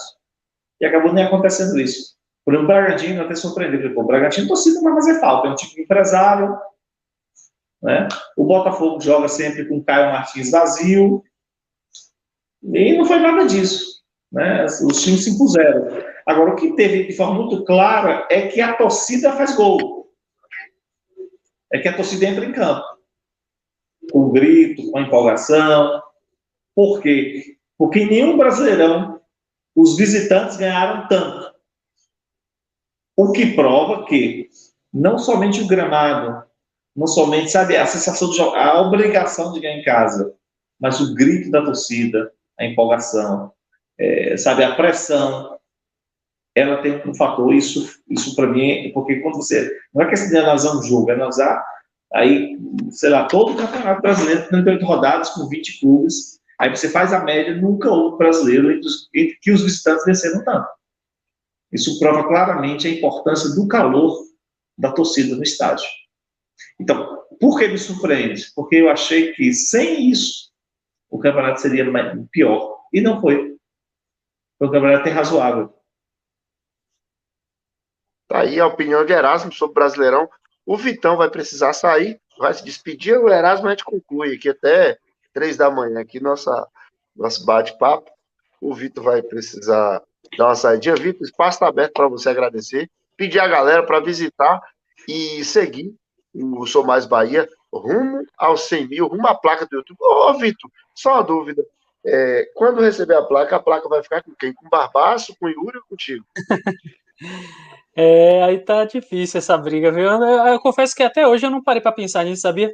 Só lembrei eu só lembro da placa quando alguém fala da meta dos 100 mil. Mas eu acho que ainda tem um caminho grande para percorrer aí. Eu sei que ela vai ter que dar uma rodada aí na casa de todo mundo, mas para saber onde é que ela vai ficar e vamos ver como é que será isso. É uma marca que a Fonte Nova nunca vai ter mais, né? É isso aí. É uma marca que nenhum estádio brasileiro vai ter mais, 100 mil pessoas. É verdade. Mas até lá tem muito Vitor, caminho ainda, tem uns 9 mil ainda para poder chegar. tá Eu espero perto. que ele passe rápido. Poxa, que já chegou a 91.400, 91.500, falta 8,5%, falta menos 10%. Seja mais otimista. Né? Eu acho que para 100 É mil, porque eu sou 91,5%. ansioso, então eu tento não criar tanta expectativa para não ficar todo dia lá pirando, olhando os números. Eu acho que se você pintar o seu cabelo de azul, a barba de vermelho, eu acho que dá uma acelerada. Não, e a gente vai ter que pintar o cabelo, vai ter que descolorir. Matheus descoloriu o cabelo, a gente fez a promessa que se o Bahia permanecesse, a gente ia fazer. Então eu tô com essa incumbência agora de ter que descolorir o cabelo, imagine. O Wendel já fez, a promessa já pagou, inclusive. Qual foi a promessa que ele fez? Descoloriu Ele revelou? o cabelo.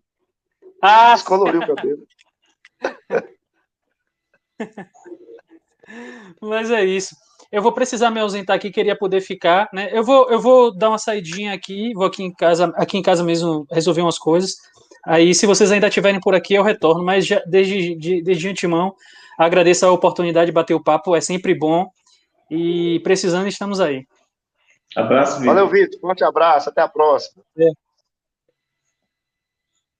Erasmo, já que você está por aqui, você acompanha tudo do Bahia, eu queria saber a sua opinião. Na sua opinião, Dado deve ficar ou não? Eu acho que é difícil falar isso. Assim, como torcedor, eu diria, olha, eu sempre tenho expectativa de ter um treinador que chegue e mude tudo. Mas como análise de forma racional, e o Bahia em 2020 mostrou isso, porque o Bahia buscou treinadores, né? Buscou o Roger, que era um treinador que tinha passado por Grêmio, Palmeiras, tinha todo o histórico. E depois tentou o treinador da base, depois buscou um jogador depois um treinador que a própria mídia nacional dizia, poxa, esse treinador aí que tinha no mercado era um cara que poderia ir para qualquer time do Brasil, que é o Mano Menezes. O Bahia tentou com o Mano. Eu gostei muito de Mano, acho que seria um treinador, porque o Bahia sempre ganhou algo importante com treinadores renomados. O Bahia sempre jogadores da base do Bahia, até o Bahia revelou muito jogador na base, mas o Bahia nunca foi revelador em técnico. O Vitória, sim, revelava técnico. Aí vem, mas o Mano não deu certo, o Mano perdeu muitos jogos, o Mano veio para arrumar zaga, o time começou a tomar mais gol. E eu acho que o Bahia faltou também um cabeça de área, sabe? Acho que o Flávio fez muita falta ao Bahia, muita falta ao Bahia. Muita. Acho que o Bahia, se perder Gregor agora, o Bahia vai ter que contratar pelo menos 3 cabeças de área de qualidade. Então, quando chega em Dado, a experiência mostra que eu acho que tem que dar uma chance para o Dado. É um rapaz que quer crescer muito na carreira, muito trabalhador, né? Eu acho que ele está com o ambiente dele é bom. Me parece um cara de personalidade muito forte também. E, embora jovem, mas toma posturas assim que tem que tomar, como, por exemplo, o afastamento de Elias. O Elias não estava andando em campo. Porque não basta o jogador dar um toque bonito, não, o jogador tem que jogar. Né? Aí teve essa conversa, acho que o próprio René, ele tiveram muita conversa com o Rodriguinho, acho que se dedicou mais ao treino aí por uns outros dias e acabou mostrando o que ele é capaz de fazer. Né? Eu acho que o jogador de futebol, ele tem que encerrar a carreira, sabe, de cabeça erguida, não pode ficar encerrando a carreira usando outro clube para ter um contrato a mais. Né? Eu acho que o Rodriguinho tem muito a mostrar ao Bahia. Então, eu manteria o dado, sim, eu manteria sim o dado, até porque no Brasil não há tempo para fazer trabalho com técnico em 2, 3 anos. Não há. Renato, isso é muito bonito na teoria. Mas na prática, por exemplo, como é que um clube, por exemplo, como da Série A, que está em dificuldade financeira, ele vai, um clube como o Vasco, por exemplo, ele poderia fazer uma programação e gastar metade do que ele gasta. Um terço. Organizar as dívidas e aí ele voltar a 4, 5 anos competitivo. Porque se o Vasco tem um orçamento de 350 milhões, e gasta, digamos, 150 milhões de futebol, 100 milhões, 100 milhões de futebol e 250 milhões de dívida, o que ele tem que fazer? Ele gasta só 30 milhões e paga e adianta as dívidas o máximo possível, e aí 4, 5 anos ele volta a investir 250 milhões, 300 milhões. Mas se ele fizer isso, ele cai. Ele nem fez isso e caiu. Então, no futebol brasileiro, como está agora estruturado, não há espaço para fazer assim, um projeto a médio e longo prazo. A não ser se o clube tenha muito dinheiro. Porque o Flamengo conseguiu ficar 4 anos com times razoáveis. Aí, né, pagou as dívidas. O Corinthians está fazendo isso. Mas para outros clubes fazerem é um pouco complicado. É muito complicado. Então você tem que arriscar. Se o treinador está mal, você tem que mudar alguma coisa. Porque senão você cai de divisão. E aquela divisão é muito cruel. E tomara que eles repensem a Série B, né, de forma definitiva. Manter uma Série B forte. Independente de quem caia. Tem uma cota TV mais alta para a Série B. É importante a Série B em qualquer competição do mundo. Eu acredito... Porque assim, não pode comparar Brasil com Espanha, que é pequeno. Mas vamos comparar com a Inglaterra, por exemplo. A diferença da Série A com a B na Inglaterra é muito menor que no Brasil. E olha que na Inglaterra, quem participa de Série B é time de Série B. No Brasil, times até de nível de Série A estão na Série C. O Santa Cruz, por exemplo, é um time que está entre as 20 maiores torcidas do Brasil. Está na Série C. Então a gente tem que fortalecer muito a Série B. Eu acho que o Dá tem que ficar assim. Eu acho que eu daria uma chance para ele. Pelo que o Renê falou, né, ao esporte interativo, no caso ao TNT, pelo que ele falou, o Dado vai ficar, né, vai permanecer. Eu acredito. E também acho que seria incoerente o Bahia, depois do Roger ter terminado o trabalho da forma que terminou, e o Mano, né? O Mano teve o pior desempenho. Se o Bahia caísse, o desempenho que levou o Bahia para a Série B, que levaria, é o do Mano. O Mano Menezes foi o que ficou mais jogos, ficou 17 no total, teve um desempenho pífio. 33% apenas de pontos conquistados do que ele disputou. Ele disputou praticamente um turno, né? 17 jogos. Faltou 2 partidas para um turno. O Dado foi o que teve o menor, aliás, o Roger, né, foi o que teve o menor espaço, mas foi o que teve o melhor aproveitamento. Então o Roger acabou sendo importante, porque o aproveitamento dele foi muito bom. O aproveitamento do Roger, o Bahia não caía, com o aproveitamento do Dado também o Bahia não cairia. Quem jogou o aproveitamento do Bahia muito para baixo foi o Mano Menezes, que era disparado na cabeça do torcedor, um medalhão que vinha para salvar, e mesmo se o Bahia não caísse... Na cabeça de todos, né? Na cabeça da imprensa, na cabeça de Galvão Bueno, de todo mundo. Porque o Dado, mesmo com as derrotas, por exemplo, aquela derrota para o Grêmio, eu vi o Bahia jogar muito bem. É porque o torcedor ele se apega demais ao resultado. Ele só, é como você falou, o comentarista ele só olha o resultado. Mas quando você pega aquele resultado, 2-1 Grêmio, lá na Arena do Grêmio, o Bahia jogou muito bem, com imposição, troca de passes, um time organizado. Aí o VAR, para mim, errou naquele impedimento do Gilberto. O justo seria 2-2, mas por mérito seria vitória do triunfo do Bahia, na verdade. Então, para mim, o Dado fez o Bahia assim jogar de uma forma melhor, mais organizada do que o Mano Menezes, muito melhor. Um time muito organizado, um time estratégico. Esse jogo contra o Fortaleza mesmo, o Dado usou algo que, por exemplo, o Rogério tem usado bastante. Ele trouxe o Patrick para jogar por dentro dos 2 zagueiros, aí abre os laterais, avançam, e aí você tem qualidade na saída de bola. O Rogério quase foi crucificado quando fez isso lá, com o Arão, né? O Rogério colocou o Arão de zagueiro justamente para ter essa saída de bola com qualidade. Porque se o Flamengo é uma equipe que é pouco atacada, em tese ele vai ficar mais com a bola. Então, nada melhor do que colocar mais gente de qualidade dentro de campo.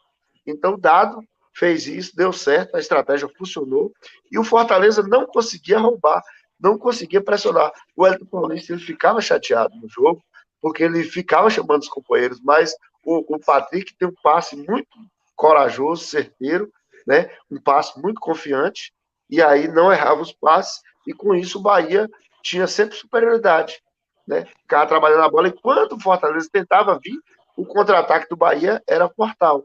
Então o Dado mostrou mais repertório do que o Roger, e mostrou mais repertório do que o Mano. Então, portanto, eu acho que o Bahia deve sim sair da zona de conforto e dar essa moral para ele. Eu não vejo assim no mercado para ficar trazendo Anderson Moreira, essa galera que fica bate o Ney Franco. Eu sou mais dado, eu confesso que a gente tem que parar de ir mais pela história e mais pelo que o cara apresentou. As ideias dele eu gostei. O Bragantino fez um pouco disso. O Bragantino, por exemplo, apostou no Barbieri e deu certo. Eu acho que a Zé precisou usar também no treinador.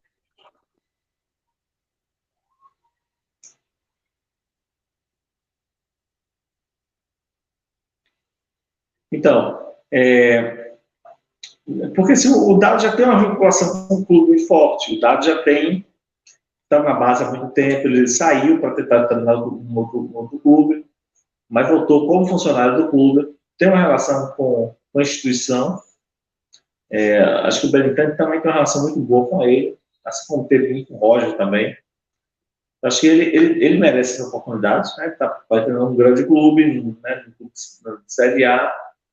Ele precisa afirmar trabalho, né?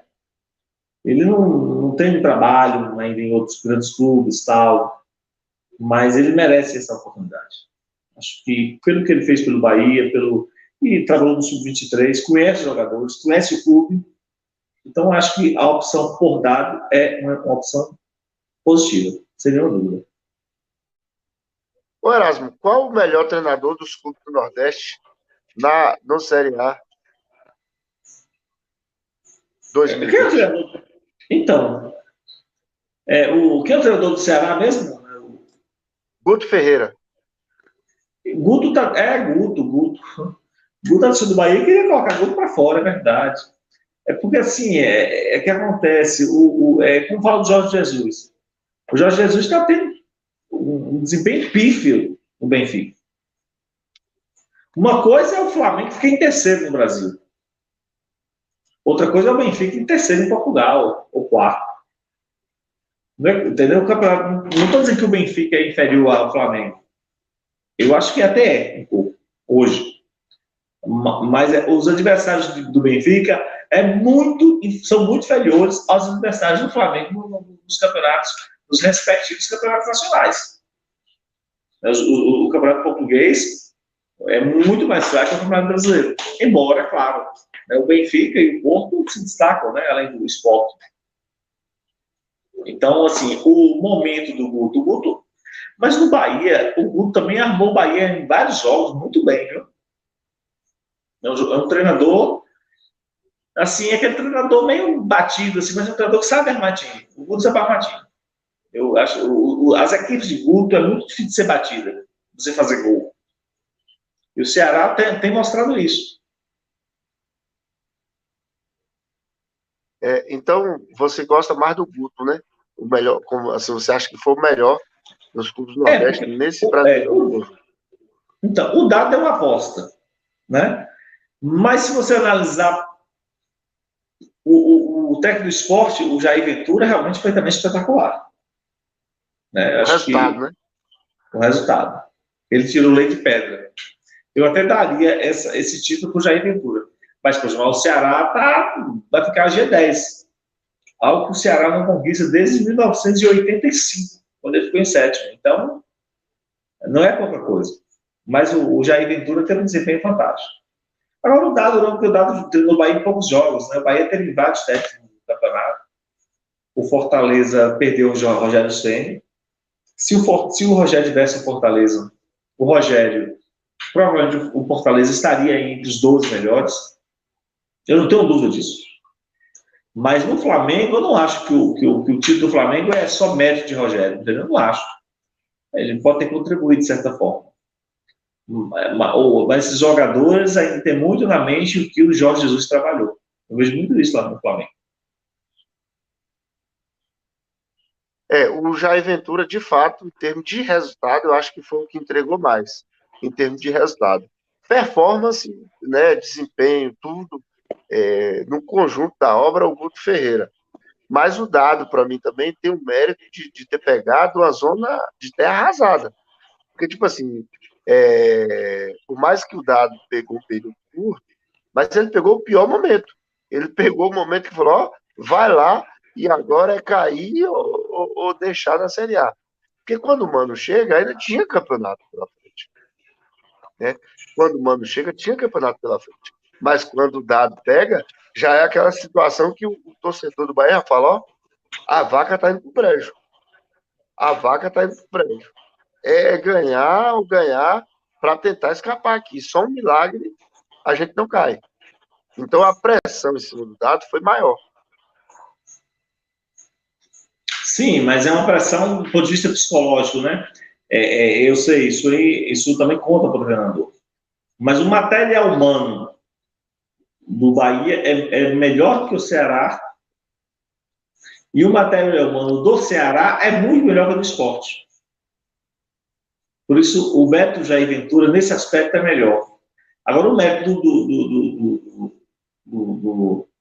do técnico do Ceará é porque, assim, você colocou um time numa colocação no Guto, numa colocação que não é do Ceará, do ponto de vista do investimento. Então, a colocação do Bahia é abaixo do investimento que o Bahia fez. Agora, é óbvio que não é tudo que a torcida do Bahia acha, né? Que o Bahia tem que ficar em quarto, em quinto, não é por aí. O Bahia ainda está longe de estar entre os 10 maiores orçamentos do futebol brasileiro. Vamos ter coerência. Agora, a diferença de orçamento, de investimento no futebol e no time do Ceará pro Esporte Clube do Recife é grande. E aí é o método do Jair Ventura. Tirou leite de pedra, né? Como se fala. O Sport já entrou para não cair. O Sport, e eles fizeram muito bem esse trabalho. Verdade. O que você acha do Anderson Moreira no Fortaleza? Você acha que ele vai ficar, deve ficar, ou você acha que não vai engrenar? Quem é o técnico de Fortaleza? Anderson Moreira. Anderson, claro. Eu acho que ele vai sair. Eu acho que ele desgastou um pouco, né? Eu acho que... Agora, sim, o Marcelo Paes ele tem uma tendência, né, também de deixar o técnico, né? Tipo o presidente do Bahia. O Anderson é outro treinador também que eu acho que o Guto está acima dele. Muito. Eu acho que está acima dele. O Guto está acima dele, entendeu? Eu até acho que o Fortaleza deve tentar alguma coisa diferente. Ô, Erasmo, o sucesso do River Plate passa muito pela figura de um treinador que manda em tudo no time, né? O Galhardo, ele tem a chave de tudo, do vestiário, do CT, é o cara que não deixa a direção entrar no vestiário. E o Rogério Ceni foi meio Galhardo no Fortaleza. Qual o perfil de um treinador que você verifica aí que poderia ser esse Rogério Ceni no Fortaleza? Você vê outro nome para fazer, para ter essa visão? Porque o Rogério Ceni, além de ser um ex-atleta de sucesso, ele é uma pessoa esclarecida, é uma pessoa que tem visão, é um cara que tem personalidade forte, é um cara que consegue ter essa imposição de chegar aqui, ó, vamos, a alimentação vai ser assim, a academia vai ser assim, porque ele é meio Galhardo no Fortaleza. O Galhardo, ele manda e desmanda no River. Quem você vê alguém com esse perfil de um treinador emergente para vir para um desses clubes do Nordeste e ter a chave do clube?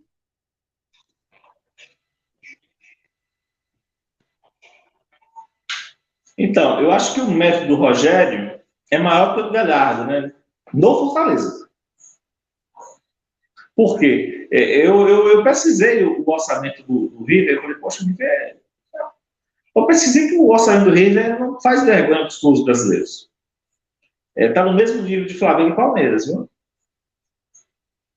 Então, aí você... Porque o Renato Gaúcho tem razão. Ele fala que o treinador europeu, o Mourinho... Sim, mas o Mourinho estava com 1 bilhão para investir em jogador no Real Madrid. Não estou dizendo que ele não seja um bom técnico, fez todo um trabalho em clubes menores, claro. Então, o método do Rogério do Rogério Ceni no Fortaleza é simplesmente incontestável. Agora, ele ainda precisa se afirmar como treinador, se mostrando, não sei se é o Flamengo campeão brasileiro, mas, por exemplo, ele poderia pegar, por exemplo, se ele fosse técnico Fluminense hoje, levando a Libertadores, seria uma afirmação de técnico, sem nenhuma dúvida.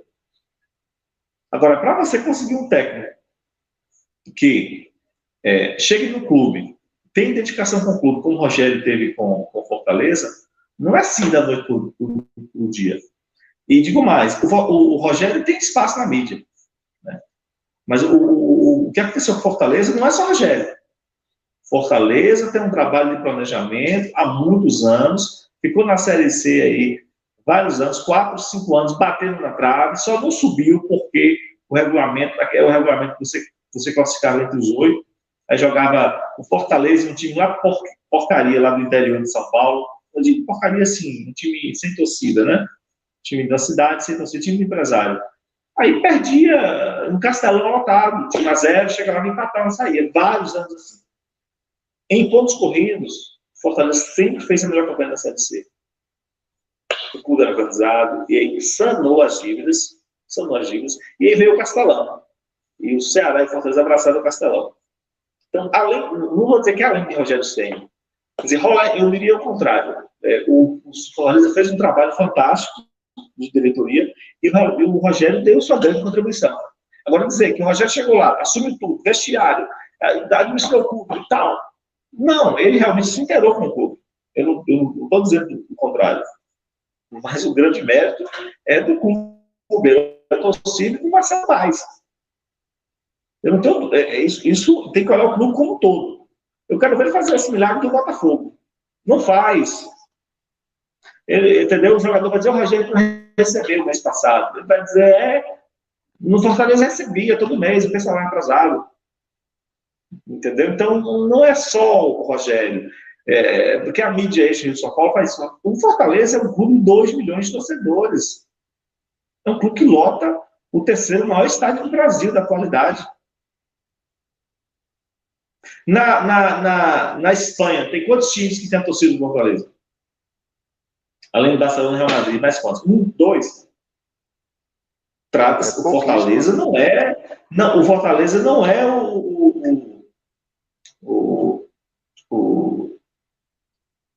Ituano, não. Aquele outro time do interior de São Paulo, que é perto de Presidente Prudente, esqueci o nome aqui agora. Que é uma cidade pequena. Barueri, tem aquele time de empresário, né? Barueri, Santo André, São Caetano, São Paulo, não vai. Não, Fortaleza é um time de massa. Tem que separar as coisas. A gente tem que saber o que é uma Ponte Preta e saber o que é um São Caetano. São coisas diferentes.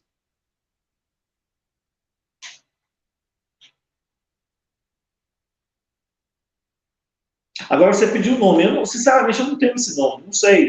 Eu acho que ele pode ser construído. Por exemplo, o Ramon Menezes, que se apresentou, mas o Ramon Menezes não é muito verde para ser um técnico. Né? Mas está começando. Eu acho que qualquer técnico desse pode construir o Dado no Bahia, por exemplo. Acho que está construindo. Né? Só que o Dado é um técnico que ele cuida do que o técnico cuida. Né? O técnico tem que cuidar das 4 linhas. Porque dá trabalho.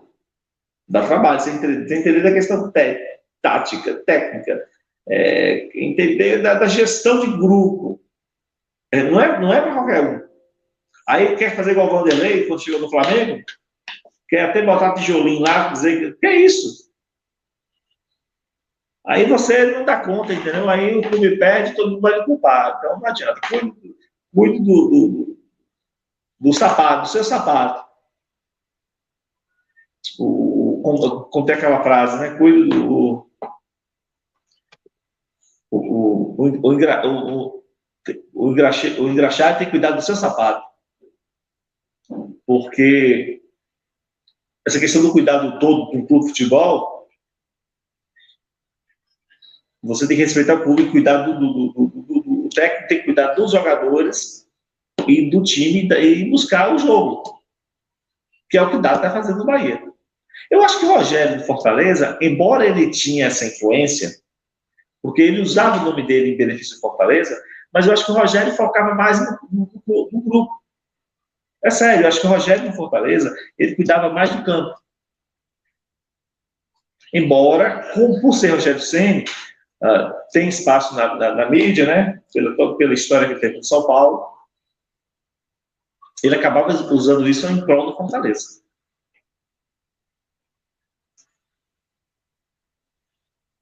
É verdade. Tá aí, você está acompanhando o Esporte em Debate, edição 96. A gente falou aqui sobre a final do Brasileirão, rodada final, né? Quem será o campeão? Nossa opinião aqui, a maioria da bancada, já passou por aqui o Vitor Torres, do Sobre a Bahia. Agora tem aqui o Erasmo, nosso convidado, diretamente de Guanabi, falando com a gente, projetando também, refletindo sobre o Nordeste, né?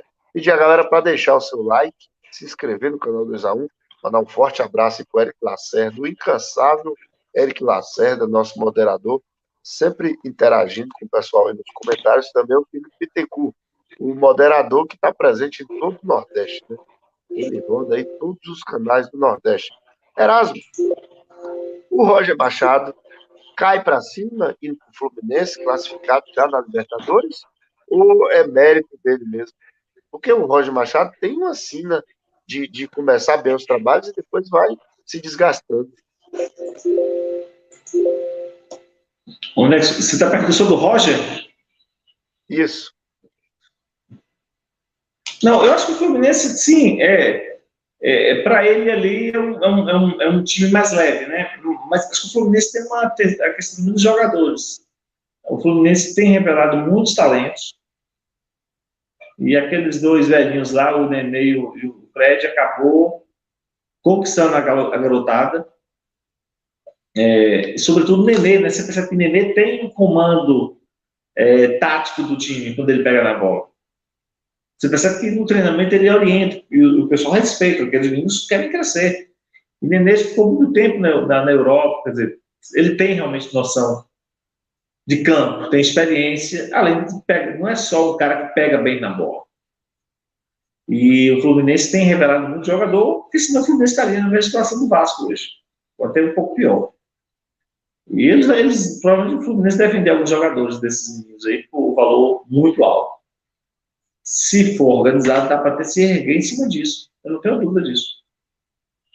Então, acho que o Roger, eu acho que o Roger é um bom treinador. O Roger é uma pessoa que bem intencionada e tem no seu estilo, né? Agora, o problema de Roger é porque Roger, diferente de Rogério, que pegou um clube assim, não é que seja um clube menor, mas um clube que tinha jogadores tecnicamente mais fracos. Não, o Roger treinou o Grêmio e depois Palmeiras. Acho que faz bem ao Roger pegar um time como o Fluminense, por exemplo. Um clube que tem jogadores da base, sabe? Ele tem que mostrar trabalho, ele tem que afirmar os conceitos dele. O que o Rogério fez em Fortaleza.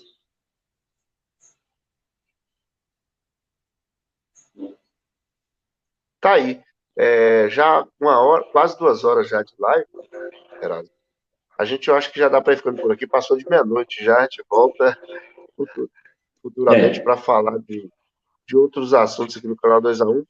Deixa o espaço aberto para você fazer seu agradecimento, sua consideração final. Já passou de meia-noite, já vamos ficando por aqui, né? Pois é, acho que o pessoal também já está ficando mais tarde, agradecer, né? A você, René, ao canal 2A1 mais uma vez. E é isso, vamos agora abrir agora o ano 2021, né, de verdade, né, o Brasileirão deve começar lá para maio, mais junho, eu acho que é um grande erro do futebol brasileiro. Não deveria ter campeonato regional esse ano. Passava a borracha. Já começaria o Nacional agora em março. Né? E eu não sei para que esse campeonato para apertar o calendário. É algo assim um pouco incompreensível. Até porque teria um Brasileirão com mais espaço. Mas, enfim, uma ótima noite para você, uma ótima noite para todos. Boa noite. Valeu, Erasmo. Muito obrigado pela sua participação. Até a próxima edição do Esporte em Debate, Simbora Nordeste. Muito obrigado mesmo. Valeu. Vou finalizar aqui com a galera para dar boa noite aqui, para a gente terminar, encerrar por hoje. Então, rapidinho aqui, eu vou aproveitar aqui e mandar um abraço para toda a galera aqui rapidinho. A galera ficou com a gente praticamente 2 horas de live. Então, agradecer aqui o Eric Lacerda, o Careca do Café Oficial, o Eduardo Júnior, o João Cordeiro, falando aí do Fortaleza, falando que o Rogério Ceni é responsável por essa transformação, né? O Felipe Bittencourt, Deixa eu ver mais quem está por aqui. Aproveitar e mandar um abraço aqui para a galera, né? O Esporte em Debate, a gente acaba. O Mário Júnior, que passou por aqui, Gustavo Henrique, né? Muita gente participou. O Arthur Salles, o Felipe Clay, o Lucas, né? O Lucas passou por aqui também. Mais quem aqui? Deixa-me ver para a gente mandar um abraço, né? Deixar registrado aí, pelo menos o Sérgio V. Lira, né? Sérgio V. Lira sempre participou. Victor Dias, Walter Bavin, Elismar Oliveira, o Emerson Alessander, muita gente que passou por aqui, deixou o seu comentário, deixou o seu like. Você ainda dá tempo de deixar o seu like, né? É importante para o crescimento do nosso canal. O Ted Lírios, fazia tempo que eu não vi o Ted Lírios por aqui, também passando por aqui, né? O Berg Carnaúba também passou por aqui com a gente no Esporte Debate, né? O Malquil 1.6, o Jauahara, o Gilberto Alves, o José Nilo Santana, muita gente mesmo, né? Muito obrigado a todos. O Portal do Riva, Eduardo Moraes, né? O Júlio Magalhães, né? Falando, é torcedor do Cruzeiro, pelo visto, o Francisco Magalhães, o Walker Senna, o Felipe LS, né? Felipe LS, muita gente mesmo passou pelo Esporte Debate, a gente agradece a todos. Pode deixar o seu like, ainda dá tempo. E a gente vai finalizando por aqui, né? Então vamos encerrar, mandando um abraço para quem eu li aqui por alto, né? Por alto eu li aqui o Rick Sicarinho também, sempre passando por aqui, sempre presente com a gente. Então, muito obrigado a todos. A gente volta em breve com mais um Esporte Debate. Tem também o Simbora Nordeste. Na quinta-feira tem pós-jogo, né, da rodada final do Brasileirão. Então, muito conteúdo. Final de semana a gente vai fazer. A gente vai também fazer as lives aí da Copa do Nordeste, que vai começar. O Edenilson Souza passando por aqui, achando que não deve efetuar o dado. O Joel Xavier, né? Joel Xavier de Souza. Então, muito obrigado a todos. Boa noite a todos. Já mais de meia-noite. Muito obrigado para todos que acompanharam a nossa live. Até o nosso próximo programa. Fui.